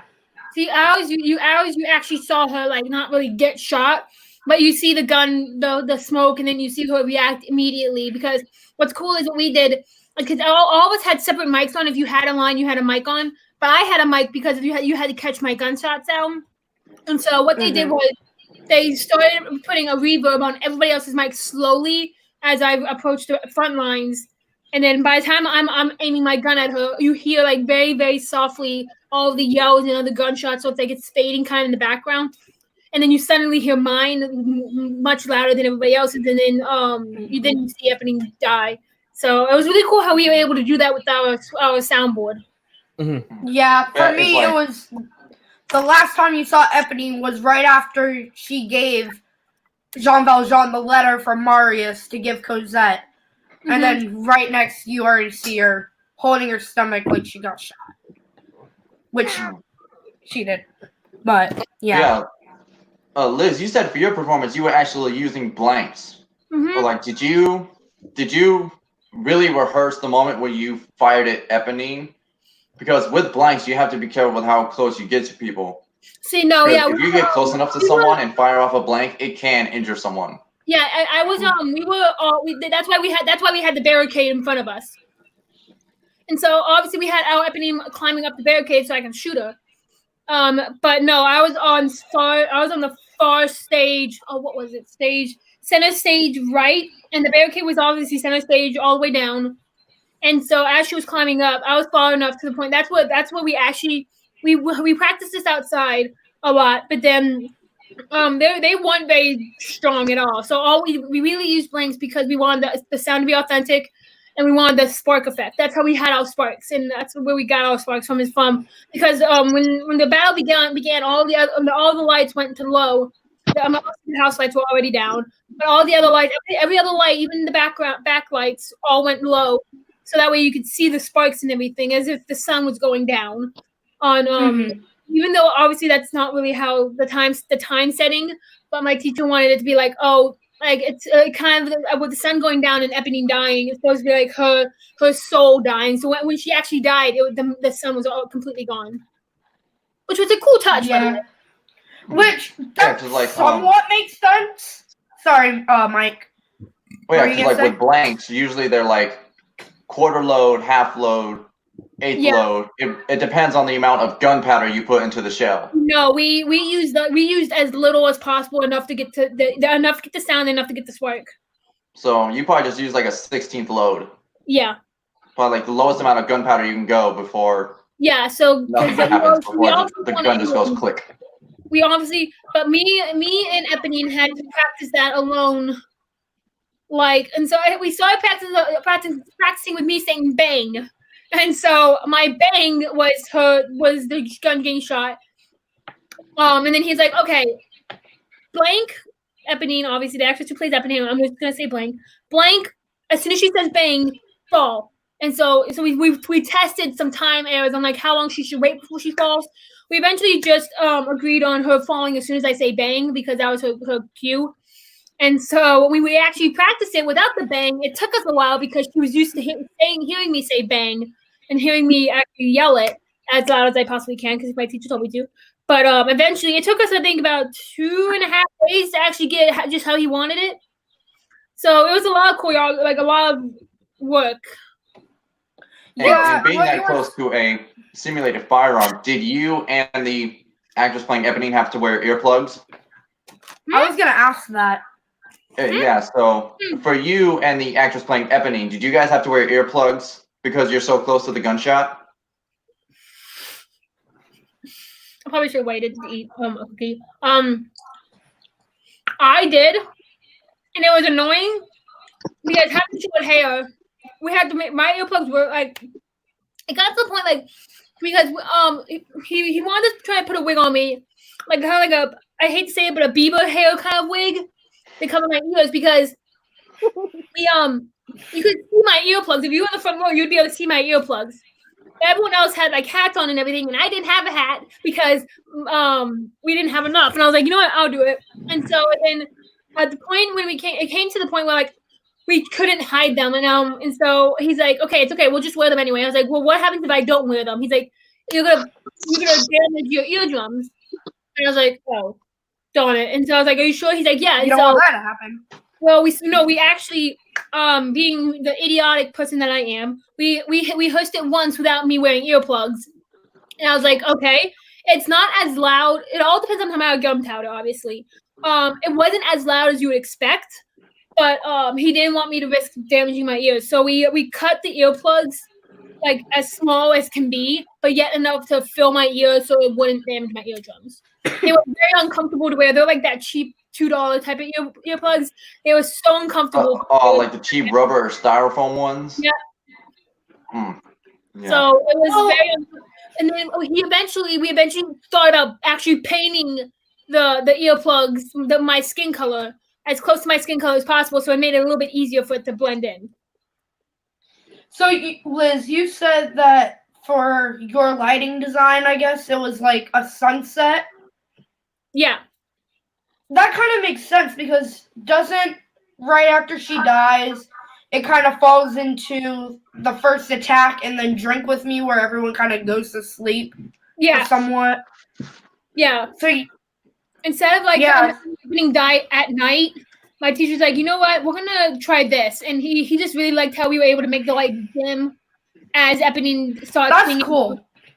As she starts singing, "Don't you fret, I don't feel any pain." When she started singing that little number, who by the Isn't way, that by the way, Blank did a great job with that song. She plays dead really good, and also I got to die, which was so much fun to do. It is really fun to die. I love doing it, but it was like everyone backstage bawled their eyes out. Oh no, I was just having so much fun because we didn't have like fake blood. We obviously because we don't have that big of a budget. But we when I got oh my gosh, it was just so much fun. I'm like, can we do it again? I was having too much fun dying. My teacher's like, you know how it's not really fun dying. I was like, I know, but still. And then for the next like 15 minutes, I just get to lay on the stage. Yeah, that must have gotten uncomfortable after a while because you're laying on a hard wooden stage. Nope, not really. It's actually pretty comfortable. Yeah, it's actually more At comfortable least for me. Actually, okay, scratch that. It depends on how you die. Like if you're dying on your back or on your side, or like on your side, it could hurt a little bit. But when I got shot, I fell on my knees and I felt. He's like, I don't care how you fall, just die. I was like, okay. So I fell on my knees and I fell on my stomach and my head, my face, my cheek was on the stage and my arms were like. So I made sure when I fell, I was very comfortable. Like I made sure. Whereas other people, made sure your head just like landed on your arm, so you could just. Huh? Just made sure your head like landed on your arm in a way that it could just lay there. So here, let me just. I'm gonna show you guys. You guys are gonna get a little treat. You guys are gonna watch me how I look when I died. So I was literally, I was like this. Yeah. Well, we can't see your head, but right. Yeah, you got the point. You get the point. Yeah, I know. What, Liz? What? No, go ahead, Tyler. Yeah, so what I was saying was like my death scene. Everyone bawled their eyes out because right at the end, I like held out like this like really long note, and then that's when I like went and died. But the only thing that sucked was on my set, I like climbed the stairs as like I was climbing over the barricade, and there were railings, but there was a split in the railings where I like died because of where the ladder is. Mhm. So I couldn't like do like a big like somewhat dramatic like getting shot because I was scared to like fall off because there was a split in the railing and it was like maybe 15 feet high, maybe, I don't know. But Yeah, I wouldn't take that chance. For those of our soldiers who were Same. on the barricade, we actually had crash mats on the bottom that we used for our gymnastics cool. class, and so they actually got to fall, not that high up, but enough Right. that it looked like they were. right. But, Yeah, our barricade like death like scene for all the students, it was so good because we had like a slow motion like part for the last 3. So we had Andros go in slow motion. We had, I forget the other student's we name. had a blackout. We had a blackout going on. When it first starts and you see the soldiers pushing on. I don't know how this makes any sense. But he turned all the lights down, and so all you saw was sparks on the stage, and sudden flashes of light showing everybody fighting. And then it started to kind of stimulate the fight going throughout the night. Mm-hmm. Because ours wasn't exact to the actual production, but he made our barricade fight go through like technically 2 days because the first day he was able to do the blackout and he saw sparks, sudden flashes, and like we suddenly saw somebody and then the sun comes up and obviously Yeah, like for our slow motion, we had like Andros wave the flag, he dies. And then we have another student grab the flag from him right as he dies and like slowly wave it. And then he's the very last person to die. We played it off really well. It was really good. I'm excited to see this production. So we're talking about the barricade scene right now, and Urban said you actually got to do a sit-down read. Did you ever get to read any of the barricade? Like the script wise of the barricade? Yeah, did you get to read any of that script? Yeah, actually, we didn't, of course we just read through it. It's like, barricades. It's just the generic stuff. I mean, there's nothing else to say about it. That's why I didn't really talk much about it. Dude, I think it would have been awesome if you had gotten that role, if you had actually gotten to do the show. Yeah. That would be so cool. Yeah. I think there's some audio of me singing with a few friends. Let's see. Where is this audio? Here. We need this. You're gonna have to send that to us on Instagram. Yeah. What we need to do is do like a Zoom thing, all of us, and like watch, like find like any videos of like Les Mis that like the 3 of us has been in. Just like sit and watch it. Hold on, time out. Have you ever? No. Or something. We haven't heard from Brianna or Michelle lately. Like they've been quiet for a while. I've just been listening. Michelle looks like she's ready for bed. Michelle, she's like lying down. I'm having to hold Oh. my phone. I'm getting tired of sitting, so I'm laying down on my bed because I'm having to hold my phone because it's on charge right now. So Okay, so my hand's getting tired. I'm like, I'm just laying down. let's get back to the so where are we at right now in the show? Because like it's almost. I think we just talked about Barricade. The next would be We talked about Little Fall of Rain for sure. we talked about Wolverine. We touch on Javert's Bring death. home. Javert's death, Javert's death. and then so you guys. We're honestly at Dog Eats Dog. Yeah. Or Dog Eats Dog is before Javert's suicide, but yeah. Before Javert's suicide. Dog Eat Dog is fine. We don't need to go over that. So Yeah. empty chairs and empty tables. That's it. And then Wedding Corral. Epilogue. Yeah. Mhm. Yeah, it's like Actually, empty you chairs and empty tables. actually the 4 except for you, Tyler, because you joined very last minute. 4 of you heard me sing my version of a song. Yes, we did. What song? Give Empty chairs. Your soundtrack is still on there. Give Tyler a couple. Give Tyler a couple bars. Is my thing still here? Let me go ahead and just send Tyler it because I just wait. Man. Why me? We putting you on the spotlight. yours. Spotlight is on you, Irvin. Fine. Why do you want me to sing it live right now? No. Yeah, just give him a couple bars. Just give him a couple bars. A couple You don't measures. feel comfortable doing it, you don't have to do it. Okay. Where is it? Are you okay? Are you okay with doing it? No, I was just singing like one bar. Oh, Okay. my friends, don't ask me. That's it. Hey! Hey. A round of applause. Round of applause. Gator clap. See, that's why I auditioned for Ebony, because she doesn't have such high notes.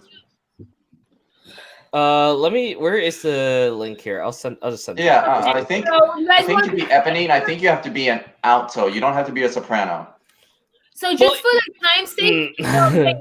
so just for time's sake, couldn't we? Was it okay with everyone if we like skip to not Javert, Jean's death? Not death. Well, death and confession. There you go. Sure. Yeah, the epilogue. Yeah, sure. Yeah, just for time's Oh, my sake. friends, my friends. There you go, Tyler. You can listen to that. All right. So, They- what do you guys have to say about Jean Valjean's death and confession? Thanks. What does he die of? Old age, I think. Yeah, I think just old age. Old age. That's old Old age. age. Old That's age. what threw me. He wasn't that old though. No, Well, but think remember. about it. At that Well, remember, time you, period, you have to You time it. think he's Oh my god! Same, No, oh my god! Please don't scream all at me at once, please. I don't like sorry? it. Get out. Okay. Okay. Well, I mean, given the time period, I think if you live to an age of like 60 or 70 at the most, that was considered extreme old age. Yeah. And I have to think Jean Valjean had to die in at least his mid, maybe late 60s. Yeah. So can I also say I learned a fun little fact today. A little. After this, I'm done going off track. I promise. I just want to tell you all this. So we were talking about a little bit about Avatar: The Last Airbender. I think in the green room. I was talking about something else. I don't know. But I found out that Avatar Kyoshi died at the age of 226. What? What? Wait, do any of y'all watch? Do any of y'all know Avatar: The Last Airbender? Yes. Yes. No. Yeah. Okay, you know Avatar Kyoshi, right? The one two before Aang. Yes. Yes. She died at 226. Mhm. Anyway, okay, back to Jean Valjean. My So, It's a good so show. you're saying old age. Yeah, it could have been old age. But also think he was a slave for how long? 19 years. 19 years? With Like 20, like 19, 20 years at least. right. So that could also somewhat Also, And- he also and had to also- rebuild his like also- immune system and all that. Like he was Also, strong. he did hide in a sewer with Marion. right. So that could also Cause He it probably from. got something. In Paris, which is like one of the most populated European cities, but like even to this day. So you have to imagine like the conditions down there. Yeah. Right. So okay. So we there- don't see. anything else to add? So we don't see Fantine again until at the very end. Yes. The correct. person playing the person playing the actress. What is that person doing in between the I can play? answer Would she be playing other characters?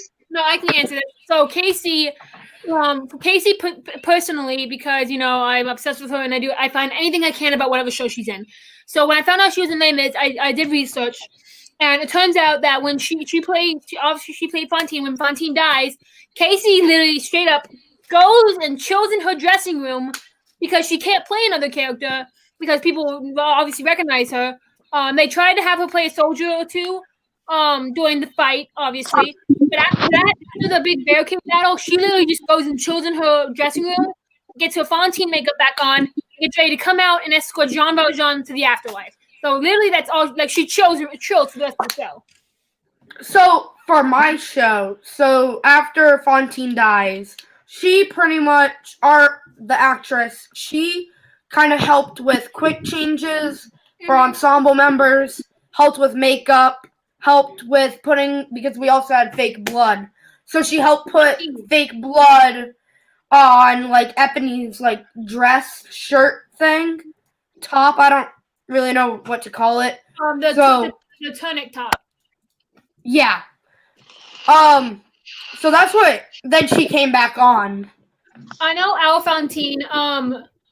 And also, can I also add, on our last show, I used my own money and got a squib for Eponine. So when she got shot, blood spewed, and it was a little expensive, but it was well worth it because it looked really, really cool. But anyway, not the point. The point is, Alphantine, when she died, It probably scared people though. oh yeah, but exactly, that was kind of the point. But they knew that it was. We put a warning in that's gonna be like dramatic and all that. But Alphantine, she had short hair, so kind of about my length, maybe a little bit shorter, maybe to her chin more. But she since her hair was short, we were able to slap a wig on her, and she was able to be a soldier. She was able to be a male character if we needed her to be. She couldn't really be a female because people would recognize her. But we put a little bit of makeup on her, and she was good to go. If she wasn't doing that, she also was helping us with quick changes and makeup. Yeah, I feel like the only thing that kind of got me frustrated during Les Mis was the hat. So I had a hat. It was so hard to keep it in a certain position so the lighting wouldn't, like, there would be no shadow, like, on my face. It got so annoying. I feel you so hard on that. The costumes, the hats in this kind of show is the most annoying thing. And I've done a lot of complex stuff for shows before.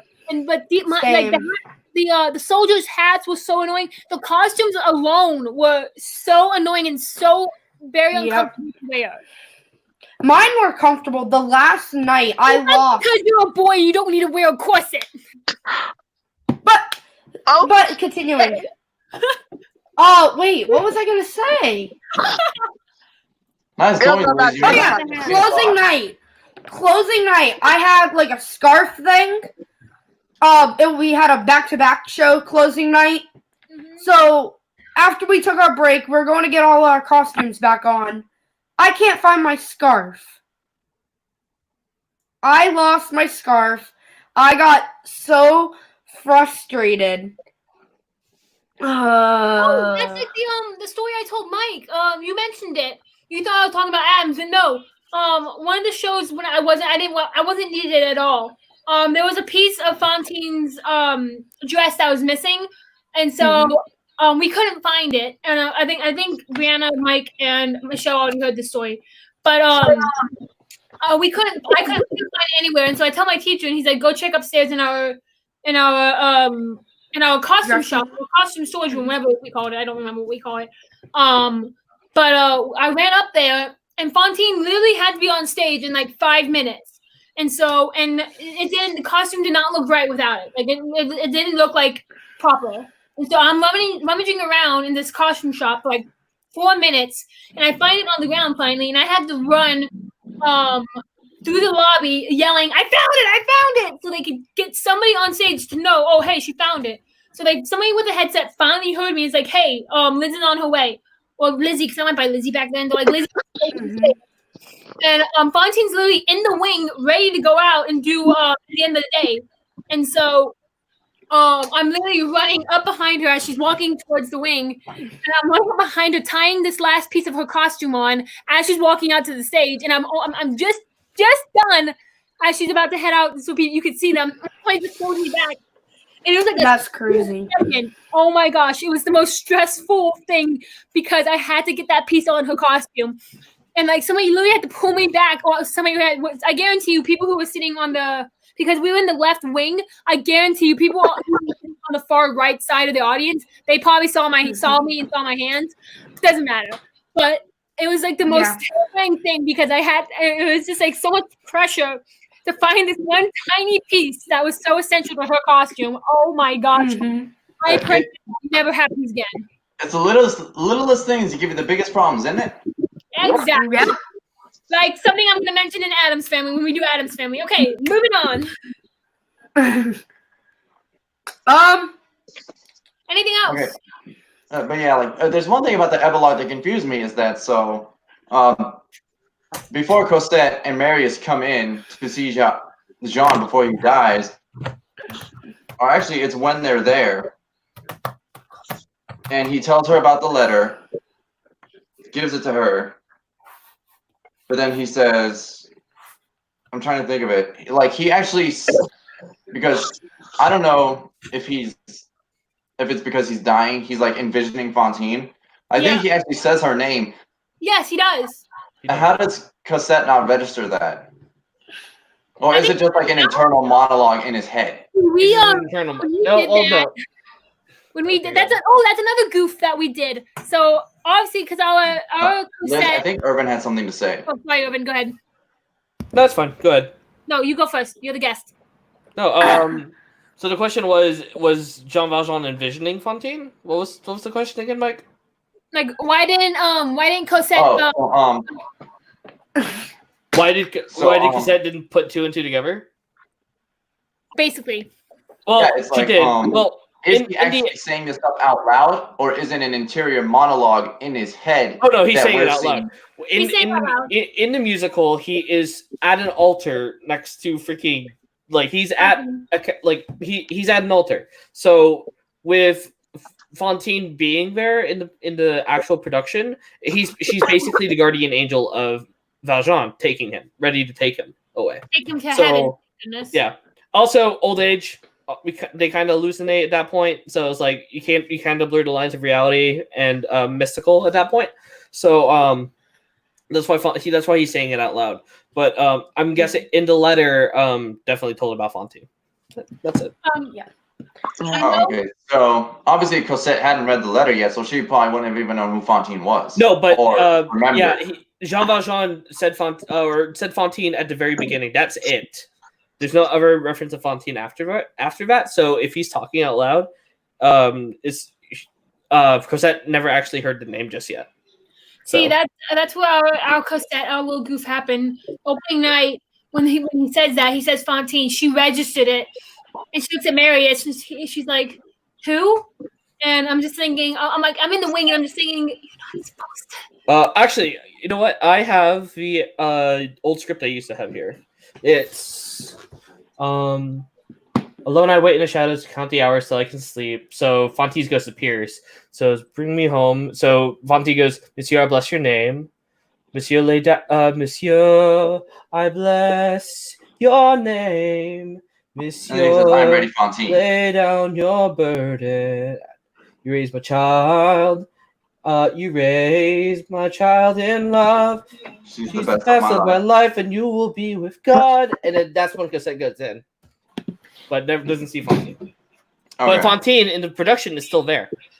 Yeah, our Cosette messed that up because our Fantine was supposed to she came out same time as Cosette. So I was just like, you guys are so out of sync. It's not okay. Yeah. And so after that show, we got it all right. It's like a trial and error thing. It was the first time we did a production. I think if it's a musical mishap, like Fantine and Cosette enter at the same time, the most important thing is that Cosette and Marius do not acknowledge Fantine. Yeah. That's the most important thing. See, that's what they messed up on. Yeah. But, yeah, I mean, Fantine's a ghost. That's all I have to say. Yeah, so... does anybody else have... I've been listening to the film version of the epilogue for a while. And right when Anne Hathaway sings "Come with Me," the chains will never bind you. I think he says "I am ready, Fantine," but I think that was just like a little self thing he said to himself, something that Cosette probably wouldn't have heard. Yeah. Or registered in her grief. Yeah. Because at this point she was on the verge of tears. Yeah, but overall, I feel like Javert. Jean Valjean's death is probably the most emotional part of this entire production. For me, it's not, but I'm pretty sure for others it is. Yeah, it's like when I first saw Phantom, when Christine came back to give him the ring, I thought that was a sad scene. But man, Valjean's death trumps that. Oh my gosh, that scene made you cry? It didn't make me cry, but it made me sad. It made me sad for the fans of the man. When Valjean dies, Oh yeah, That's rough. it rips my heart out, and the fact that me, like, especially for me and Tyler, doing the actual production, having to see that every single night. Ugh.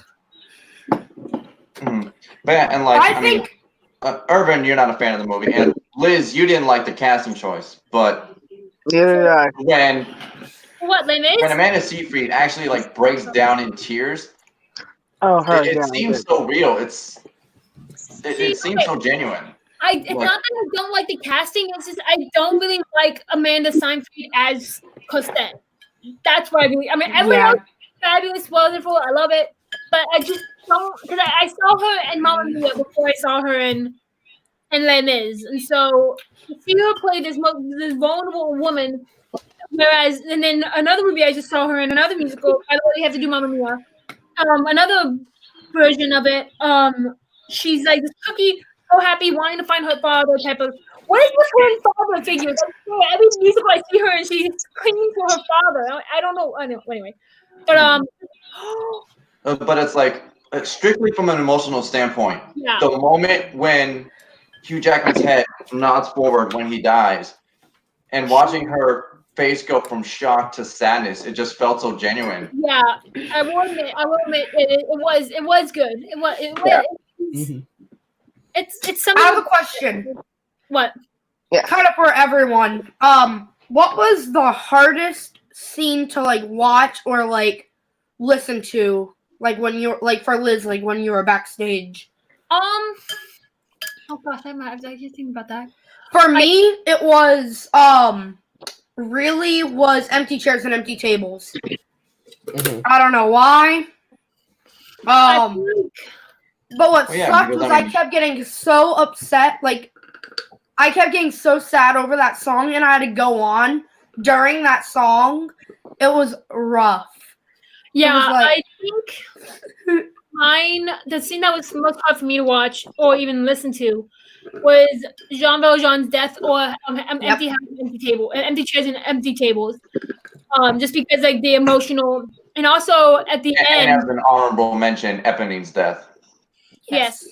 But like any kind of those, there was one night, however, where our Eponine wasn't feeling very well, and she still wanted to go on. What a trooper!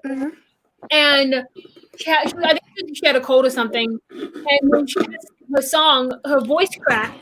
She started crying because she was upset that her voice cracked. And it was hard to understand what she was saying, but it was because she was crying.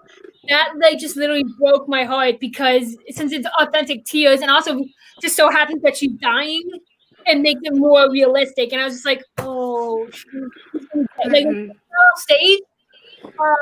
I just went up to her and I was like, "Are you okay?" And she's like, "No, I'm not." And so during like until she had to go back out there, we were literally in her dressing room. Luckily, I told the teacher, I was like, "Hey, I'm gonna go back to the day."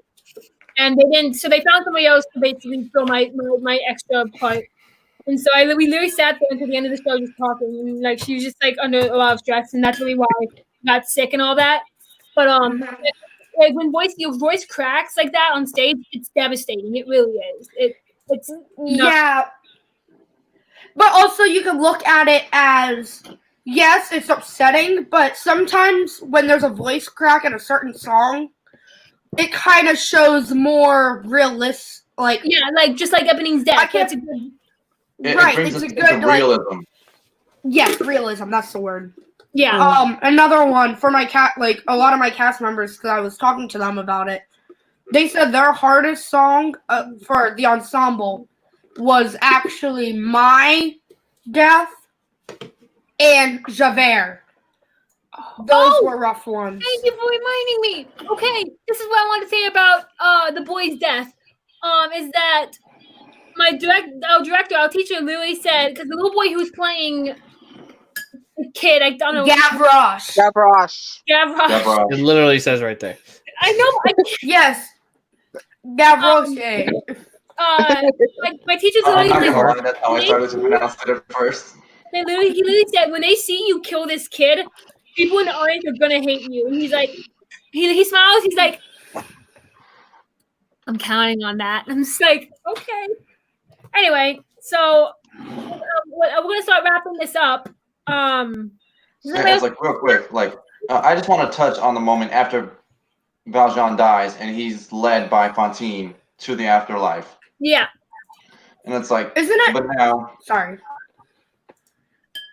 and I hate that I keep having to come back to this, but it is paramount to the show. So in the film, the bishop sings with Fantine during Valjean's death instead of Eponine, as it was in the original 1985 musical. The bishop sings with Fantine instead of Eponine. But then, like, whether the show or the film, just seeing everyone standing together on the barricade, waving the flag and singing the song, like, especially when they sing, "Will you join in our crusade? Who will be strong and stand with you? Somewhere beyond the barricade, there will be." Like, with the snare and the cymbals together, it's like, it's so moving. Yeah. Yeah. It's that kind of thing. When I saw The thing that this is actually based on an actual kind of event, because obviously there was a revolution in France. But the show that's it kind of like, okay, you actually have the power to make a change, just like how it is in this movie or production. You got me saying, Michael. What I loved about Urban's probably getting sick of us mentioning the movie. Urban's probably getting sick of us mentioning the movie over and over. Oh no, it's like it's one of those things where it's like, I got beef. So we're gonna have some quick last minute thoughts, and then we're gonna wrap this up and talk a little bit about what we're doing next week. Okay. when I saw so, like, Wait, let Tyler go first. go ahead, Tyler. Well, this has been fun. Les Mis is probably one of my favorite musicals I have been in. Really hard contender, especially with me also being Gypsy, and I've been in South Pacific. Wait, you in Gypsy? Yep. Yo, when we do Gypsy, you gotta be here for that, because I love Gypsy. All right. I love Gypsy too. That's another one of my favorites. What other shows have you been in? I've been in South Pacific, Mary Poppins, Aladdin. Who are you in Aladdin? I was guard number 1. Oh, top guard. Not number 2, not number 3. He was guard number 1. Number 1! God. He was the head honcho. I was a Wickersham brother in Seussical. I was. Well, you need to just join this show. Like, join Puppet. Mike, All right, bet. kid. Trying to think of. Excuse me, other shows I've been in. Here, wait, hold on. Let me pull out my resume. Oh my God, you have an actual guest. Oh, Okay. I've been in Evita, Les Mis, South, Aladdin, Gypsy. There's a couple other ones. Dude, okay, you need to send me your resume. Like, how old are you? I'm 15. Oh my God. Mike, where have you been hiding this kid? Seriously. Yeah, dude. You hide him I'm trying to remember. Brianna, actually, I think it was one of the nights you and I went to one of the Disney on Broadway shows is when we met him. Remember? Yes, I was there too. Oh yeah, Urban, you were there. I was there because it was Yeah, freaking Gavin. oh It was my the Yeah, God. because then you final guys night. introduced me. You guys introduced me on how using Streamlabs. Yep. Yeah, Oh, that is that was true. when I told you about Streamlabs. What? Yeah, and then you guys let me jump in line with you guys. Tyler, I'm sorry that I forgot that I met you. It's been a crazy It's couple okay. of months. Okay? I Brianna. totally forgot as well. I totally How forgot could you about. forget that face? How could you forget that face? Mike, Okay, Mike, so- I've been in isolation for 2 months. You're lucky I remember your face, okay? All right. So, to talk Okay. quickly about next week, I think we agreed we're doing Frozen next week to commemorate that Oh, that's right. that Brianna is upset about, but to commemorate the fact that As am I. the show is officially closing on Broadway, and I am happy to say I am extremely lucky and grateful that I got to see the show twice for my birthday and in August. Hold up now. You need to see how All right. you need to see how close I was to this stage. Oh my gosh, Casey, Wait, hold on. So I go to see Mary Poppins, right? And I got a backstage tour and met Gavin Lee and Stephanie Styles. I got to go on the New Amsterdam stage. It No, was that's the best. this is how close I was to the I'll find stage. the video. Oh my That's how god. close I was to the stage. I can see Lucky. them spit when they were singing. I saw them spit. Stop. Oh, And I'm god. like, I You could have reached out and touched Patty Murin's boots. Huh? You could have reached out and touched Patty Murin's boots. No, I could have touched the Duke. Jeez. No! Oh my gosh! Quick story. Okay, I'm so sorry to get off track, but I had to tell you this story real quick before. Save it for next Good. week. So there was a little moment. Oh yeah, save it for next week. Okay. So we are gonna be doing Frozen the Broadway show next week. I do have my coaching session with Casey Levy, who OG Elsa in the show. I have a coaching session with her tomorrow at 5:00. So How did you get that? She also played Fontaine. Let's be real here too. Oh, Liv is going to be fangirling so hard. Well, he is right now, but she's probably going to be professional during the... I reached out. Oh, I'm gonna be. Like, as soon as my phone rings, I'm gonna be freaking out. But I will. I'll explain why. Like, you literally can pay for it. Somebody bought it for me, and so they're like, "Hey, you have an interview with Casey." So she's gonna FaceTime me, and she's gonna help me run my monologues and give me audition tips and stuff like that. Cool. I'm very excited. And I'm very nervous, but I'll be sure to tell you all about that on next Wednesday. And I will be late to the green room because again, I picked up a shift. 1 to 6, but it's not that bad. But do you want me to change the time to 7:30 or 8? Let's do 7:30. Let's shoot for 7:30. Okay. And I'll send you guys all a link to what do you guys want to do? You guys want to do the Broadway show or the Denver show? Like the pre-show or the real Broadway. like that Broadway. okay. Broadway's the way to go. When it comes to the Frozen musical, it's like all or nothing. Broadway. It's all or Actually, nothing. hold on. I personally think the Denver show's better, but that's just me because there's a little. What's the difference? Because I'm not really. Casting. One of them's in Denver. The difference is quick. Well, no, duh. I would think Mike would want to see the Denver one since he's a Colorado boy. Boo! Here's the thing. Like, there's Go one. Broncos! Hold on. Okay. Let's. Oh god, we pissed off Urban. We lost My, Urban. my boyfriend, everybody. Oh my Hey, goodness. can I- My can I- Oh wait. Can You're I? gonna hate me. Sorry. Yeah. Go ahead. Urban, our friendship is over, man. Our friendship's over. No, we can't be friends anymore, Urban. Okay. Urban, Now how that do you I'm guys date him? To answer your question, Tyler, the Denver show, Wesselton has more of a conversation with Elsa, so that's a little funny thing to do because he's like, oh, and no king in need of a queen, no down. She's like, ha! Like in your dreams, anyway. Not the point. And also, her outfit she wears for Monster is different than what she wears for the Broadway show. But worst cases, I'll just send both of them to y'all, and y'all we can like compare them, whatever. What else? So yeah, we'll be here 7 or 7:30 is when we're gonna go. It depends on what time I get home from work, because I'm gonna want to shower and do all that before I actually sit down and get ready for this, and so I can wear my. That was rude. It wasn't rude. You wouldn't stop talking. What? No, Michael. He's like, oh, that was rude, Liz. I was like, no, it's just you wouldn't stop talking. Anyway, so thank you all for what's that, Michelle? Okay, so what was y'all's favorite line from Les Miserables? My favorite line. I got one. What? My Can I fa- say just text him my favorite song and be done with it? I don't know. Tyler, I think me and Tyler should go first because we actually did the production. Okay. I honestly don't know. So I have two. So my first favorite line, my favorite is the very end of epilogue, right? Epilogue. Crap, I forget the line. It's the line that Eponine, Fontaine, and Jean Valjean sing right before everyone comes on singing. Something God. Crud. To love another person is to see the face of God. Yes.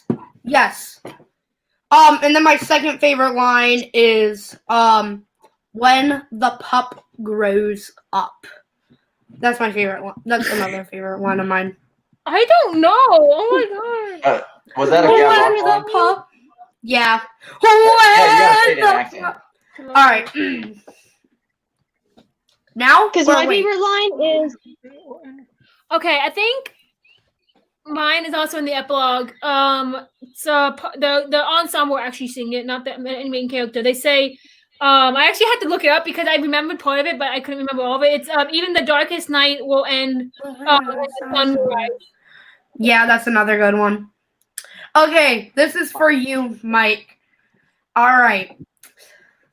When the pup grows. Oh, wait, okay, I feel like we should end it on that Oh. note. And on that note, Um, Hold on, I gotta say my favorite line. Okay, then I have something Oh funny. yeah, I was I gonna have say my something to favorite say. line too. I do too, but I'd rather not go ahead. I'm the one who asked the question. I don't even get to say my favorite line. Okay, fine, go. Say it. No. Go, We'll go Michelle, Mike, and then Irvin. go, Michelle first though. That's what I just said. Every word he says is a dagger in me. Mhm. That's Oh, my that's a favorite good line. one. Oh, That one's deep. That was mine. Just say it's the same. It's not like it's a monopoly, you know. Yeah. yes, it is. Not No, first it's come, not. first serve. Mike, your Come here, turn. baby. Okay, so I have two. One is in On Parole, and it's when he says, or when both of them say, "My name is Jean Valjean, and I'm Javert. Do not forget my name." Those are good ones. And then it's the lines in the epilogue when they go, "Say, do you hear the distant drums? This is the future that we bring when tomorrow comes." All right, Irvin. It's such powerful So lines. I got two. So it's phantom faces at the windows, phantom shadows on the floor. That's a good one. That's one. And then my second one is liar. That's it. Wait, what was the second one? Liar. Liar. Liar. Liar. Good evening. Love the evening, my dear. I know this man, my friend. His name's Inspector Chavez. All right. In the on movie, that I note- love that Gavroche is the boy who plays Jack in Into the Woods. Yes. Yeah. And he's also in Stranger Things. One Okay, of the here's one Gavroches. thing- Okay, that's yeah. the little thing I want to touch on. Gaten. I just got a copy of Into the Woods and I watched it, and I hate to say I hated it. The movie What? with The all the movie and the production. I hate Into the Woods. The music is just so. The music's too similar. It follows That means this- you hate Sondheim because like Sondheim's the whole time like Sondheim's literally. I love the Disney version of it, like the Disney movie of Into the No, Woods. the movie was. I loved it. We're gonna That's end the this one so I I can can go go off on a cap of. and say how bad. There's something about Johnny it. Depp is the big bad wolf. Hello. that, he's a pretty good big bad. I mean, wolf. James was the only Corden thing I was in it. thinking. James Corden. No. Oh yeah, James. The I actress like that played James Mary Poppins. Corden And Mary as I'm Poppins gonna Returns. end this so I can yell at these people about how much I hate James Corden. So I love James Corden. he's annoying. He's No, hilarious. Jimmy He is, Fallon. but it's funny. Right. Okay, so All Talk late about night shows are annoying. Black Sheep over here. On that Seriously? note- Jesus. okay, on that note, we are gonna end this because I'm gonna lose my top with these people any minute now. and that's And we love you too, Liz. Yeah. All right, next stream is a James Corden appreciation stream. Yes. I'll do that on my channel. We'll do a James Corden appreciation stream on my Yeah. channel. Do I have to mute all of you? Don't worry, we'll form a revolution. Okay. Anyway, Viva la resistance. Mute him. Mute him now. So, Mute him now, Liz. I have anyway. another quote. Okay, If go it's for okay if I can share. Okay. Another favorite one. Do you is- hear the people singing the song? is one that Andra says. It's until the end is free. That's another one of my favorites. All right. not on Broadway right now. So, y'all make sure you're back here next Wednesday at 7. We're gonna aim to go live at 7, and hopefully, I can get my crap together before we go live. Otherwise, I'll set Well, it we're up. going live at 7:30, right? 7 or Yeah. 7:30. It's gonna be within that window. I don't know. But yeah, we're gonna be doing Frozen on Broadway next week. So if y'all like Frozen or like Disney or like freaking out like Frozen, like Summer. I will. Mike, I'm about to kick you out of this last minute stream. What So are you thank you all so big thanks to Tyler and Irvin for joining us tonight. Thank you Yay! for having me. And if you guys are interested in joining us next week for Frozen, you're more than welcome to. We're gonna try and keep it more organized next week, especially because Frozen is a show that I'm very passionate about, and I cannot wait to talk about Monster. It's my favorite number in the entire. That's another good song. Oh, I love Monster. It's my ringtone. Anyway, Same. my point is, so that's pretty much all I have. You guys want to say bye? Bye. Thank you for having me once again. Do you hear the Oh yeah, and people sing? just so quick for anyone here, I'm going to be at Disney Springs tomorrow to go to World of Disney because If you can get there. reopened. If you can get in there, If you can park there. Hey, Mike. Yeah, you can get in. Anything new Frozen, you send me a picture, all right? Definitely. And I will literally send you money for you to buy it for me. I literally will.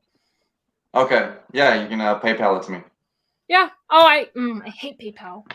Okay. All right. Y'all have a great night. We'll see you guys here next Wednesday, all right? All right. bye, YouTube. Bye. Thanks. Bye.